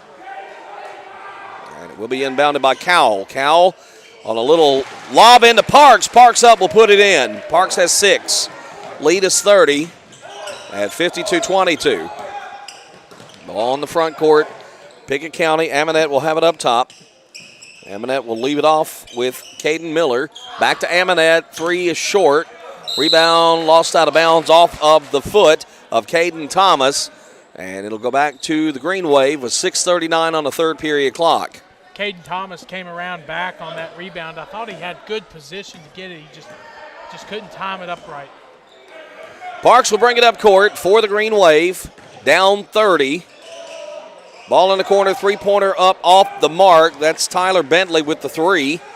Rebound by Pickett County's Harris. Harris to Amanette. Amanette in the front court. Well, wide open at the free throw line. He looked around at Miller. Nobody was there, so he just went ahead and took it, but he missed it, unfortunately. Parks has the rebound. Parks takes it up. Spin move, shot up from 6 is no good. Ball out of bounds, and last touch, I think they're going to say here by Caden Thomas. It'll be Midway ball with 6:02 on the third. To go in the third, I should say, as the basketball brought into Cowell. Cowell with a cross-court pass that goes wide of Parks and out of bounds. And now quick turnover will give the Bobcats the basketball back. Pickett County looking for their 9th win of the season. Coming averaging 63.2 points per game. I believe they're going to break that one today, Jake, as they have got 52 on the board already and a lot of basketball left to be played. Amanette shakes away from a defender, hands the ball to Reagan. Reagan looks, drives, triple team, feeds it to the trailing Miller, and 3-second call, 3-second violation. We'll get the basketball back to Midway. So a bit of a sloppy start for Pickett County outside that big three-point bucket by Amanette here in this third period. 5:35 on the clock, third period. Now if the lead stays 30 or above, Fourth period will come. The mercy rule will go into play. So if Midway's got any hope here, they're going to have to start making some dents. Speaking of which, there's Cowell with a big three-pointer from the corner, up and good. Cowell with 9. That'll bring it down to 27. All in the front court. Reagan up top, Miller. Miller finds a driving Amonette shot. Won't go. Joseph Amonette wants a foul. He's screaming at the official. That was pretty blatant. Yeah, I thought so too. The official shook his head. 3 from the corner by Bentley is up and good. Tyler Bentley with 5 points, 52-28. And a quick 6-0 run here is Amonette. Stripped of the ball, and he hits the floor. I thought there might have been a foul there, and he's shaking up as he gets up. He's holding that ankle. Favoring a right ankle indeed. Shot up by Parks, down court at the free throw line, won't go. Rebound by Reagan. Reagan, pass up court, Harris. Harris up top will launch. No good. Rebound taken away by Cowell. They'll work the basketball and up front to Parks. And Joseph Amonette, he's just sent troops to the scorer's table. Shot by Parks won't go off the baseline. He'll draw a foul. Will it be before or in the act of shooting? We'll see. Foul will go against Harris. That's 4 on Harris. And like you say, reinforcements in as Dylan Anderson, Lyric Paris, Payne Burton all back into the game. Jacob Amonette did not come out. Lemons muscles one up and in. Evan Lemons with his first bucket. It's 52-30. And just like that, an 8-0 run, we got a 22-point ball game. Still a cushy lead, but Midway making a big dent here. Amonette, nice dish down inside. Burton brings it back up top. Reagan, who wants a 3, won't go. Rebound kept alive. Paris, they'll rotate it back outside Anderson. Reagan, he'll give off to Amonette. Back to Reagan. Skips it to Amonette. Down inside, one-on-one. Missed the bucket, got the foul. Thought he was going to get that bucket as well. I thought he was going to get that too. Looked like he was going to hang and go down. It hung up there for a split second, and as gravity comes into play, it passed right over the net. Dalton Cowell gets his 4th foul. So Cowell and Reed each now have 4. You know what's crazy? They have 8 combined of the 9 Midway fouls in this basketball game. And let's see if they're going to check out here. I believe we may be seeing Reed and Cowell both on the bench for a little while. Indeed, they have gone to the bench as the free throw. Up good, Amonette. Missed the first, got the second. 53-30. Amonette struggled a little from the free throw line, around 50% for the day. Parks blanketed by Amonette, spins away from him. Turnaround jumper won't go. Rebound tipped out of bounds, and it will go to Midway, and look like Payne Burton's pleading his case down underneath. He's still pleading his case with the official. I'm not sure, again, long into the court there, Jake. Not sure what he was asking about there. Lemons will inbound, brings it up high.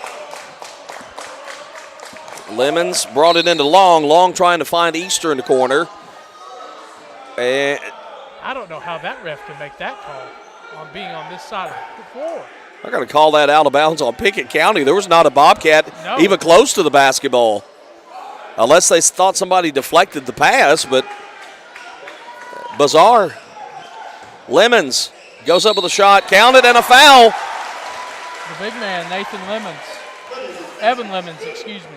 Lemons making lemonade with that, and a trip to the free throw line. Foul on Anderson, gets his second. Bizarre exchange on the far end of the court. Lemons going to try to make it count with a three-point play. That would draw Midway to 20. It's good. Now just almost feels like a good time for a timeout for Pickett County. They've slipped into a bit of a funk here, Jake. And 10-1 run by the Green Wave. Pass down inside, shot, Banks clanks, will not go for Miller. Basketball will come back out, will be kept alive by Anderson. Now up top, Amonette. Amonette to Burton. Burton, free throw line jumper on the way up. That's going to be short. Rebound, Parks. Miller on the miss. Parks pushing it up the left-hand side of the court. Parks, he'll pull away from 15. Won't go. Long rebound Comes back out to Easter. Easter then has it swiped by Reagan. Amonette to work it up court. He wanted to pass it up court. Kind of fumbled it. Now we'll get it in to the front court. Burton with a three. That's off the mark. Pickett County's gone a bit cold offensively. They lead by 20. Here's a three near side on the way. Rounds the cylinder and comes out. Anderson, my goodness. I mean, that thing rounded the net and came out. Steele, takeaway on the trip back up the court. Here's Burton stumbling his way toward the bucket. Floats the shot up, won't go. Followed by Anderson, won't go. We got a foul. Foul's going to go against Lemons. Lemons gets his first. And only the second player not named Reed or Cowell that's got a foul for the Midway Green Wave. 53-33. And maybe Pickett County can shake the funk here at the free throw line with Anderson. This will be his first attempt on the day. It's good. He'll get another. 3 points for Anderson. And some bodies swapping in and out of here for Pickett County. Lyric Paris back into the basketball game. Anderson sets for his second shot. 54-33. 2:10 to go in the third. Shot up good. And the lead is 22 as the ball comes into Parks.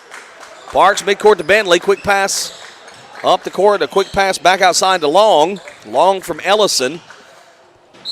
Reed driving with it. Fumbles it. Lost it out of bounds. And it'll go back to Pickett County.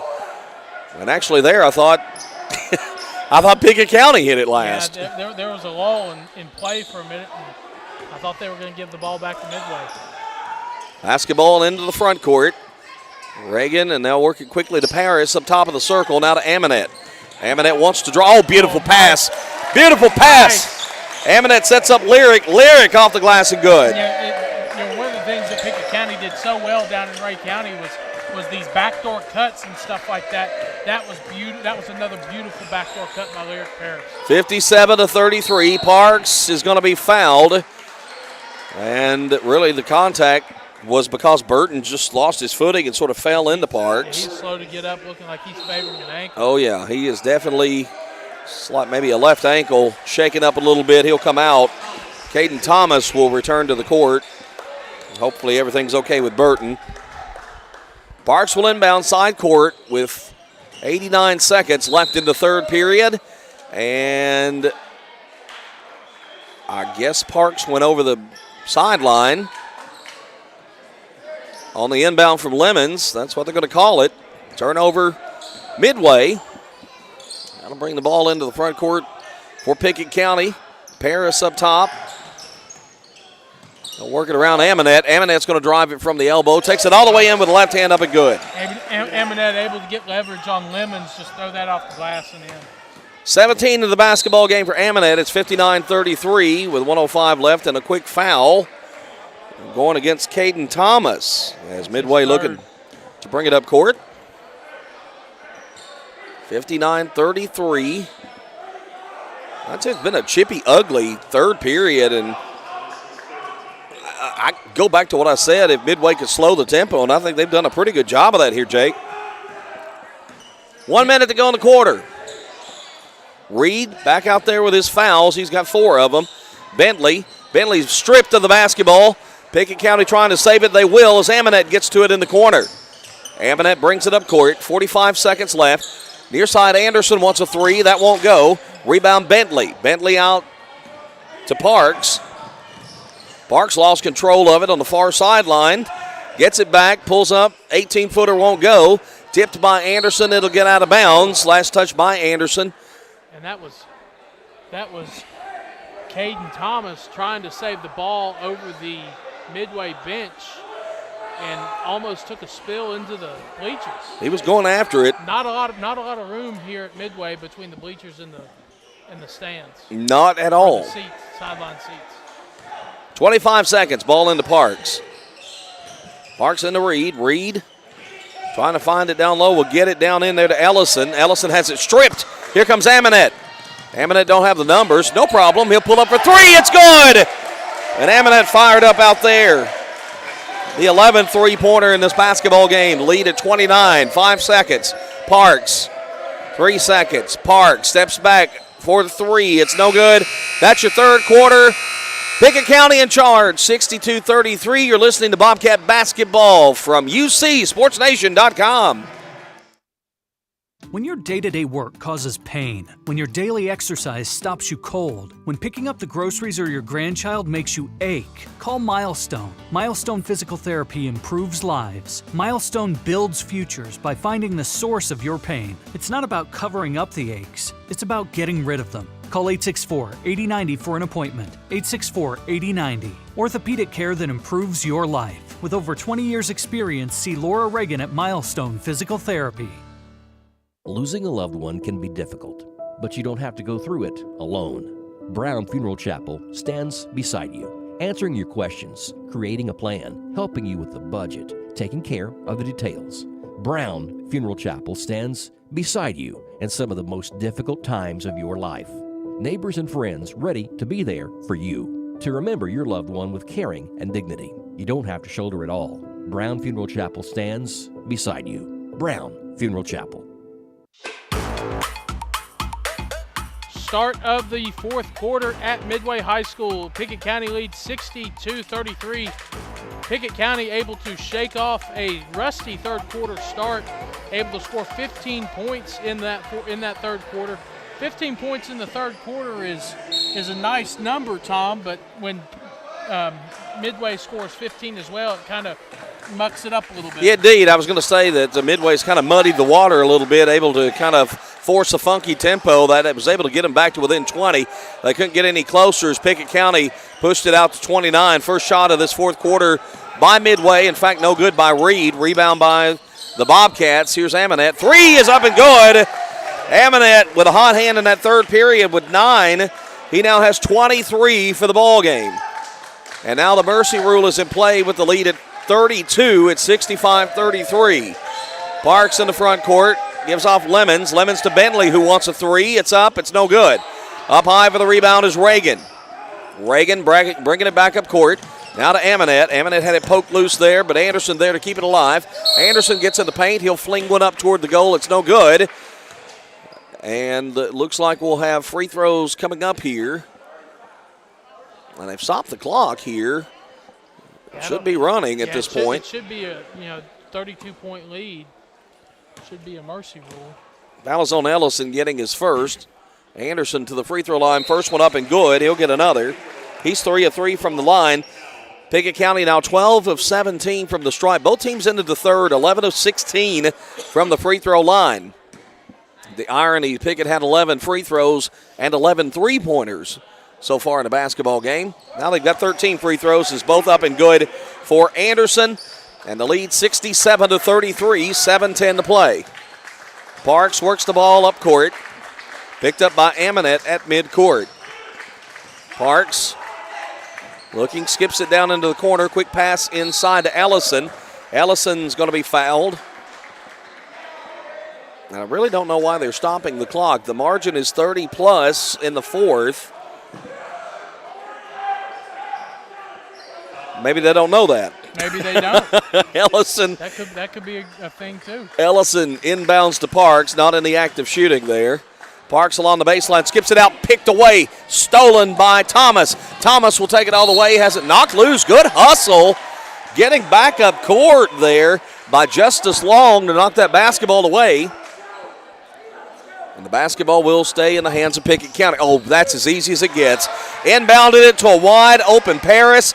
Paris in double figures now at 10. And the lead is 36 at 69-33. Basketball in the front court. Parks up top. Parks drives, pulls up, 15-footer won't go. Parks just has not been able to get in any kind of rhythm tonight. He's got 6 altogether. And we're going to have a foul. Amonette. I think that was Parks. And Parks would have just his first. And we'll see bodies in and out here. Caden Miller's back for Pickett County. And I think also Payne Burton returning to the court. And it will be Pickett County ball to inbound at side court. 5:55 clock is running now. As the basketball comes in. Anderson quickly with it. Anderson will drive it in. Shot short on the front rim, ball out of bounds. Boy, Anderson went to the deck hard. Hard fall. A lot of hard falls that Pickett County's taken in this game. Certainly when you're where we are, they sound a lot harder than sometimes when you're up high in a gymnasium, but that was a lick right there. That really was. And so it will be Cowell to inbound. Cowell bringing into Parks. 5:20 to play, 69-33, Pickett County. A little over 5 minutes away from their 9th victory of the season in their final game of calendar year 2022. Three-pointer up good. That's Cowell knocking it down. That's his second three. He's got 12. The lead at 33 with 5 minutes to play. Pickett County with the ball. Burton spinning through traffic. Burton gets it to Miller, and what? A foul, I believe. Yeah, that was a foul. I don't know. I think it was on. Yeah, it was against Ellison. I think Payne Burton fell to the floor and may have gotten stepped on. And so Ellison's second foul. 69-36, 4.5 minutes to play. And the clock continues to run. And now they'll get it to Anderson. I think it's only running because a kind Pickett County fan reminded them. Yes. Thank you, Pickett County fan. As a shot up and good there, Caden Miller, 71-36. And Green Wave going to turn it over, and there's Parks again. Just kind of got wild with it. Lost it out of bounds, and the basketball will go back to the Bobcats. Halfway through this fourth period, the lead at 35. Into the front court, Harris. Harris gives it off Anderson. Anderson, a little floater from 10 is up and good. Anderson, nice looking shot there. He's got 8 points. And Midway again gets wild on the other end, coughs it up. Burton with a takeaway. 73-36. Harris wanted a three, passed up on it. Now we'll try to get it to Anderson. A little too much mustard on that. And with Anderson coming around on the curl there, on the wing closest to us, that ball was kind of down here by his legs. You really want that ball more up towards your chest. Yep. So the inbound comes to Reed. Reed fires it on up court. I believe we got a new player, Brody Johnson, number 15, who's checked in. Now some new subs here for Pickett County. Will Spears is back. And number 2 and number 1. We'll have to get Jake on his depth chart here for the Bobcats. Number 1, that's Brady Evans. And number 2, Gavin Daniels, a freshman and a sophomore getting into the game here under 3 minutes to play. Shot up on the far end of the court. No good. That from Mason Hughes, a sophomore, who's in. So a lot of new faces making their way onto the court is Paris with a runner that won't go, but a foul. And Paris will go to the free throw line. This ought to eat up a good minute or so. As time ticking away with the mercy rule in play here. 73-36. Cowell with a foul. And I've got him with 5. And indeed it is. He's out. So Cowell has the free throw up, no good. Cowell leaves with 12 points in the basketball game.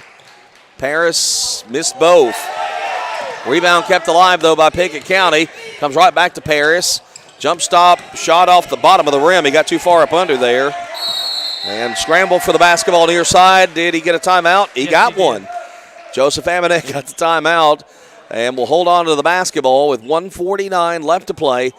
73-36. It's a 30. Yeah, that was really nice effort by Gavin Daniels. Hustling for that rebound. First, he had a couple clean looks at the basket, couldn't get it to fall. Then the rebound trickles out down here along the sideline, and was able to hustle. Coach Amonette noticed he was in trouble, and was able to get that 30-second timeout call. Saturday morning, we take you all over the Upper Cumberland as we visit live with coaches and players. The high school playbook presented by Mountain Barn Builders. Talking Hoops, Saturday at 9 on Rock 93.7. 73-36 is your score as we are winding down. Game 2 of our doubleheader. The Pickett County Bobcats and Lady Bobcats are going to sweep today in Midway. At Midway. And a nice little tackle made there by Hughes. That was Mason Hughes getting Will Spears with the hook call as the ball kind of was dislodged. Will Spears went for it. Hughes was able. Hughes got him hooked. And we'll get another new body in for Pickett County. Number 23 checks in. Meanwhile, Spears at the line for the 1-and-1. Gets the one. He'll get the and one. Free throw good. Clock down to 1:10. Spears. Second one good. Got them both.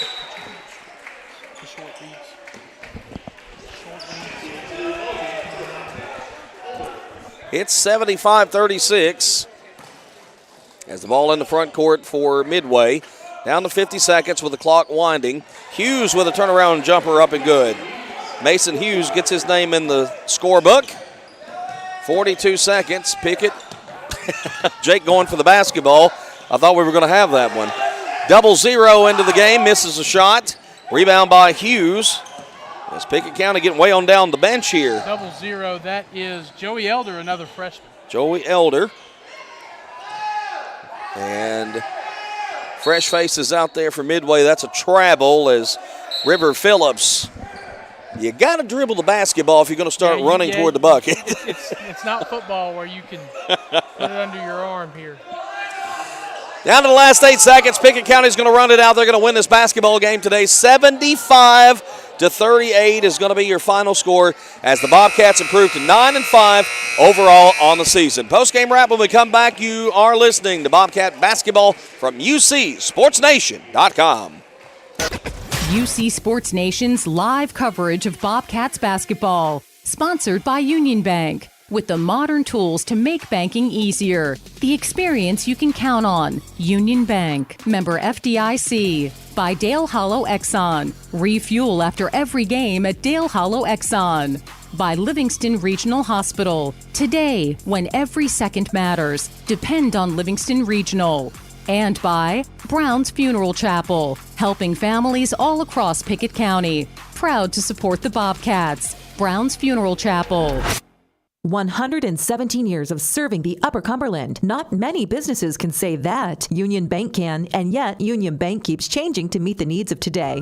Mobile banking, text banking, you pay bills, Union Bank makes your life easier. And when you want to dream a new home, a new business, new car, local people sit down with you to make it happen. Union Bank, Highway 111 Birdstown, also Jamestown and Clark Range. Years of service, modern tools to be your bank. Union Bank, member FDIC, equal housing lender.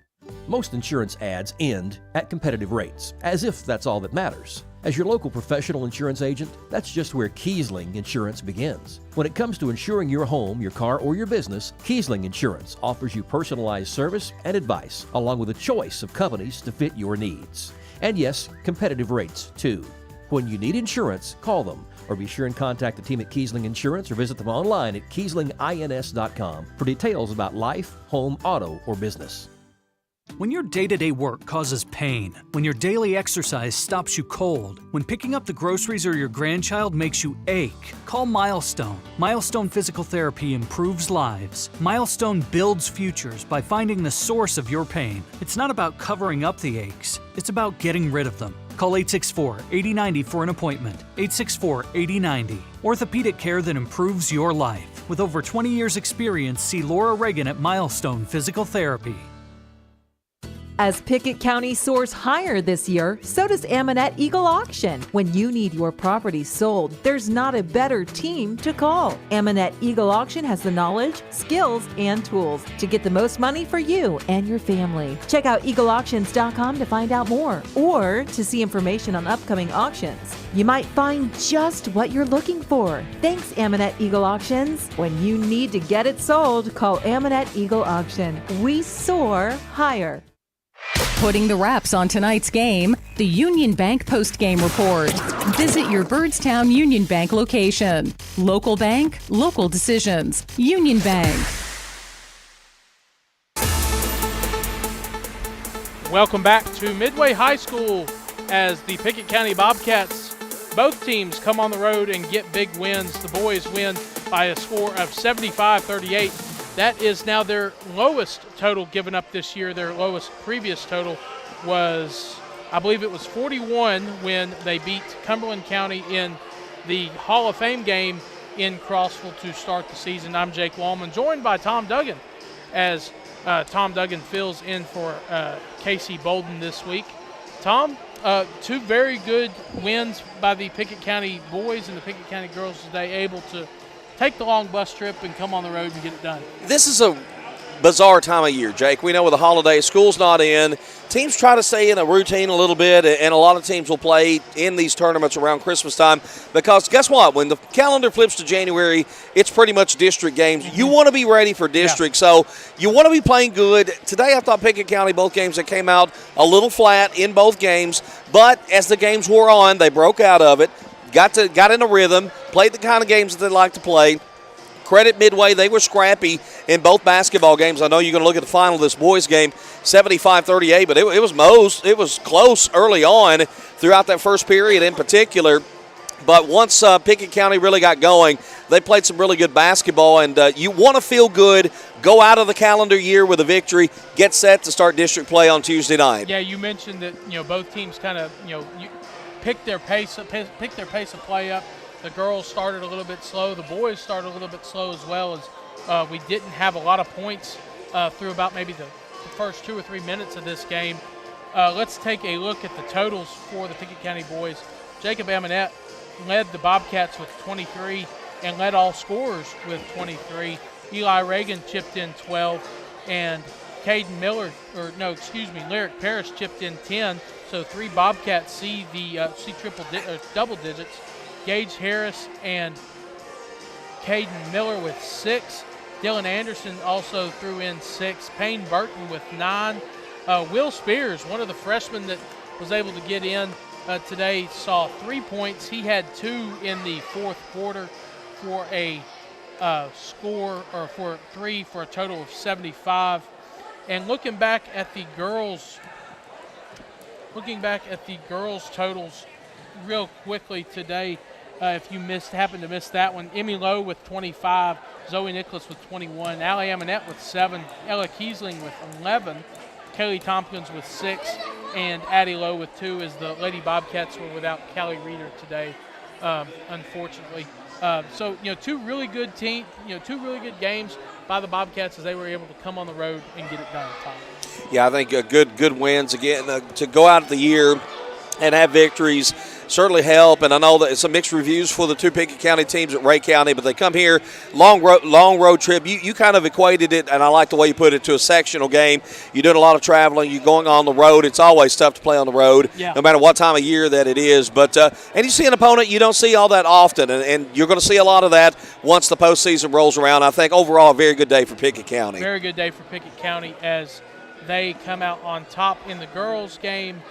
72-50 or 52-52, and in the boys' game, 75-38. We will take a break. We'll come back and we'll give our final thoughts from Midway High School, and we'll have a full scoreboard update for you from yesterday and today. Not a lot of games going on today, but a lot going on across the Upper Cumberland yesterday with teams playing in tournaments across the United States. This is Pickett County basketball on UC Sports Nation. Post-game reaction, tonight's stats and scores. This is the Union Bank post-game report. Proud to serve Byrdstown with modern tools to make banking easier. Union Bank. Livingston Regional Hospital wants to say thank you. Thank you. Thank you. Thanks. Livingston Regional is thankful for the community in which we serve. Keeping your family healthy. Delivering the best health care possible. Today, when there are so many options available, Livingston Regional says thank you today and in the new year. You can trust Livingston Regional's experienced team of doctors, nurses, and specialists to keep your family healthy. Livingston Regional Hospital. Visit mylivingstonhospital.com. Today, your health, your home. Time is money, and if your car's transmission is out of sorts, if your heating and cooling system is on the fritz, if your car will not start, it's costing you time. Pryor's Auto Spot gets it repaired. Work done right, on time, and that puts money back in your pocket. And Pryor's has tires to keep you running. No need to go anywhere else. Pryor's Auto Spot, 8410 Highway 111. Save time. Schedule your repair job at pryorsautospot.com. Getting your vehicle repaired. Pryor's. 117 years of serving the Upper Cumberland. Not many businesses can say that. Union Bank can, and yet Union Bank keeps changing to meet the needs of today. Mobile banking, text banking. You pay bills, Union Bank makes your life easier. And when you want to dream a new home, a new business, new car, local people sit down with you to make it happen. Union Bank, Highway 111 Birdstown, also Jamestown and Clark Range. Years of service. Modern tools to be your bank. Union Bank, member FDIC, equal housing lender. Losing a loved one can be difficult, but you don't have to go through it alone. Brown Funeral Chapel stands beside you, answering your questions, creating a plan, helping you with the budget, taking care of the details. Brown Funeral Chapel stands beside you in some of the most difficult times of your life. Neighbors and friends ready to be there for you, to remember your loved one with caring and dignity. You don't have to shoulder it all. Brown Funeral Chapel stands beside you. Brown Funeral Chapel.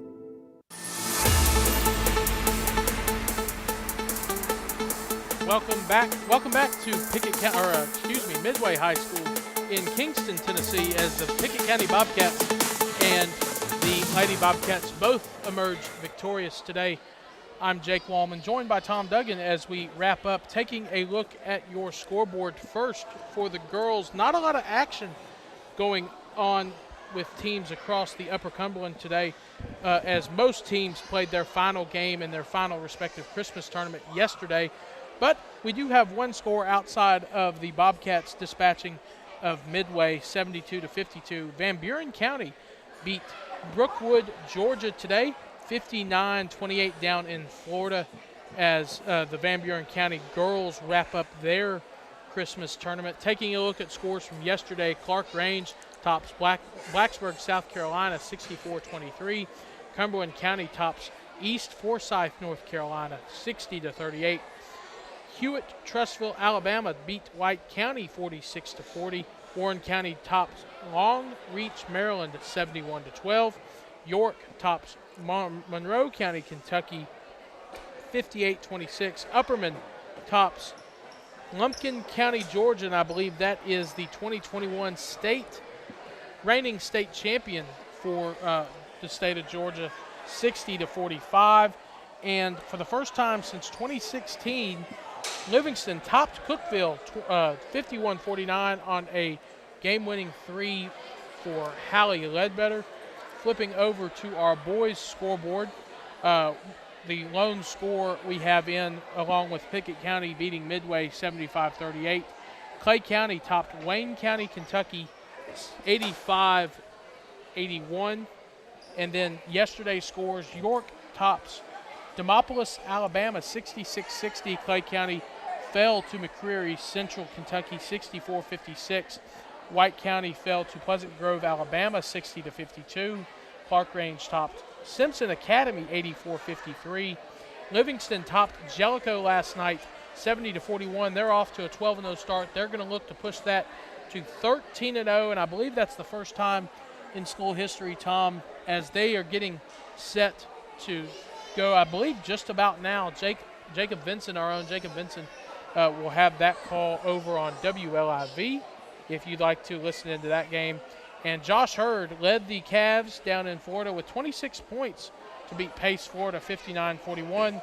And lastly, but certainly not least, Tom, you had this call yesterday as the Upperman boys topped Hutland 74-61. Yeah, that was Upperman had a 2-1 stay down at Linville in the Richland Christmas Classic, and Upperman playing some good basketball. They really miss A.J. Nash right now, and Nash is out with a foot or ankle injury, and they're hoping to get him back as they get into the meat of the district schedule. But that's a dangerous Upperman team, Jake. They can get hot from outside, kind of like what we see with Pickett County, and they can really add up some points in a hurry when they get hot out there from outside. If they can get hot, they can really blow it open with you quickly. Absolutely. You know, I don't say this. There's a lot of great teams in the Upper Cumberland this year. So, and I say that, and you can pretty much say it every year, but there's going to be a lot of good, fun, competitive district games starting in the month of January. These next couple of months, if you love high school basketball, you're going to get some of the best right here in the Upper Cumberland region. Absolutely. Pickett County, however, will wait about a week before they go into district play. One more non-district game with rival Clinton County, Kentucky. That'll be a border battle up in Clinton County, Kentucky. We'll have that for you. 5:45 pregame start time, 6 o'clock for the girls, and then the boys will follow after. Tom, any closing thoughts? Well, a fun atmosphere here at Midway today. Good to see Pickett County get a couple of good wins as they go into the 2023 portion of the schedule. Congrats to all the Upper Cumberland teams that are spread out all across the country playing basketball. I think the Upper Cumberland's been very well represented. You mentioned the Upperman girls. They beat the defending Class 3A state champs in Georgia. Huge win. Upperman's going to be a force to be reckoned with on the girls' side again this year. Livingston girls, great win over Cookeville for them yesterday. You said first time since 2016. I didn't realize. I believe that is the first time since 2016 that the Livingston girls have beaten the Lady Cavs. So I got to say, and I've been saying this for a long time. I've been covering games a long time, buddy. Girls basketball in the Upper Cumberland, bar none, is the best across the state, and the boys are not too far behind. They're really starting to catch up. Some great teams, certainly all across the UC. Yeah, absolutely. Tom, do you have a pick tonight for the Orange Bowl with Tennessee and Clemson? Well, I bleed orange, and that's UT orange. I know there's going to be a lot of orange in the Orange Bowl. The big Orange Bowl. I'm going with my Vols. I don't know what to expect tonight, Jake, because there's so many players have opted out. No Cedric Tillman, no Jalen Hyatt, no Hendon Hooker. And it breaks your heart that Hendon Hooker is not going to be able to play in this football game for all he's given to Tennessee. But Bazooka Joe Milton, hopefully he goes out there and really lights it up. I think it could be a breakout night for Squirrel White.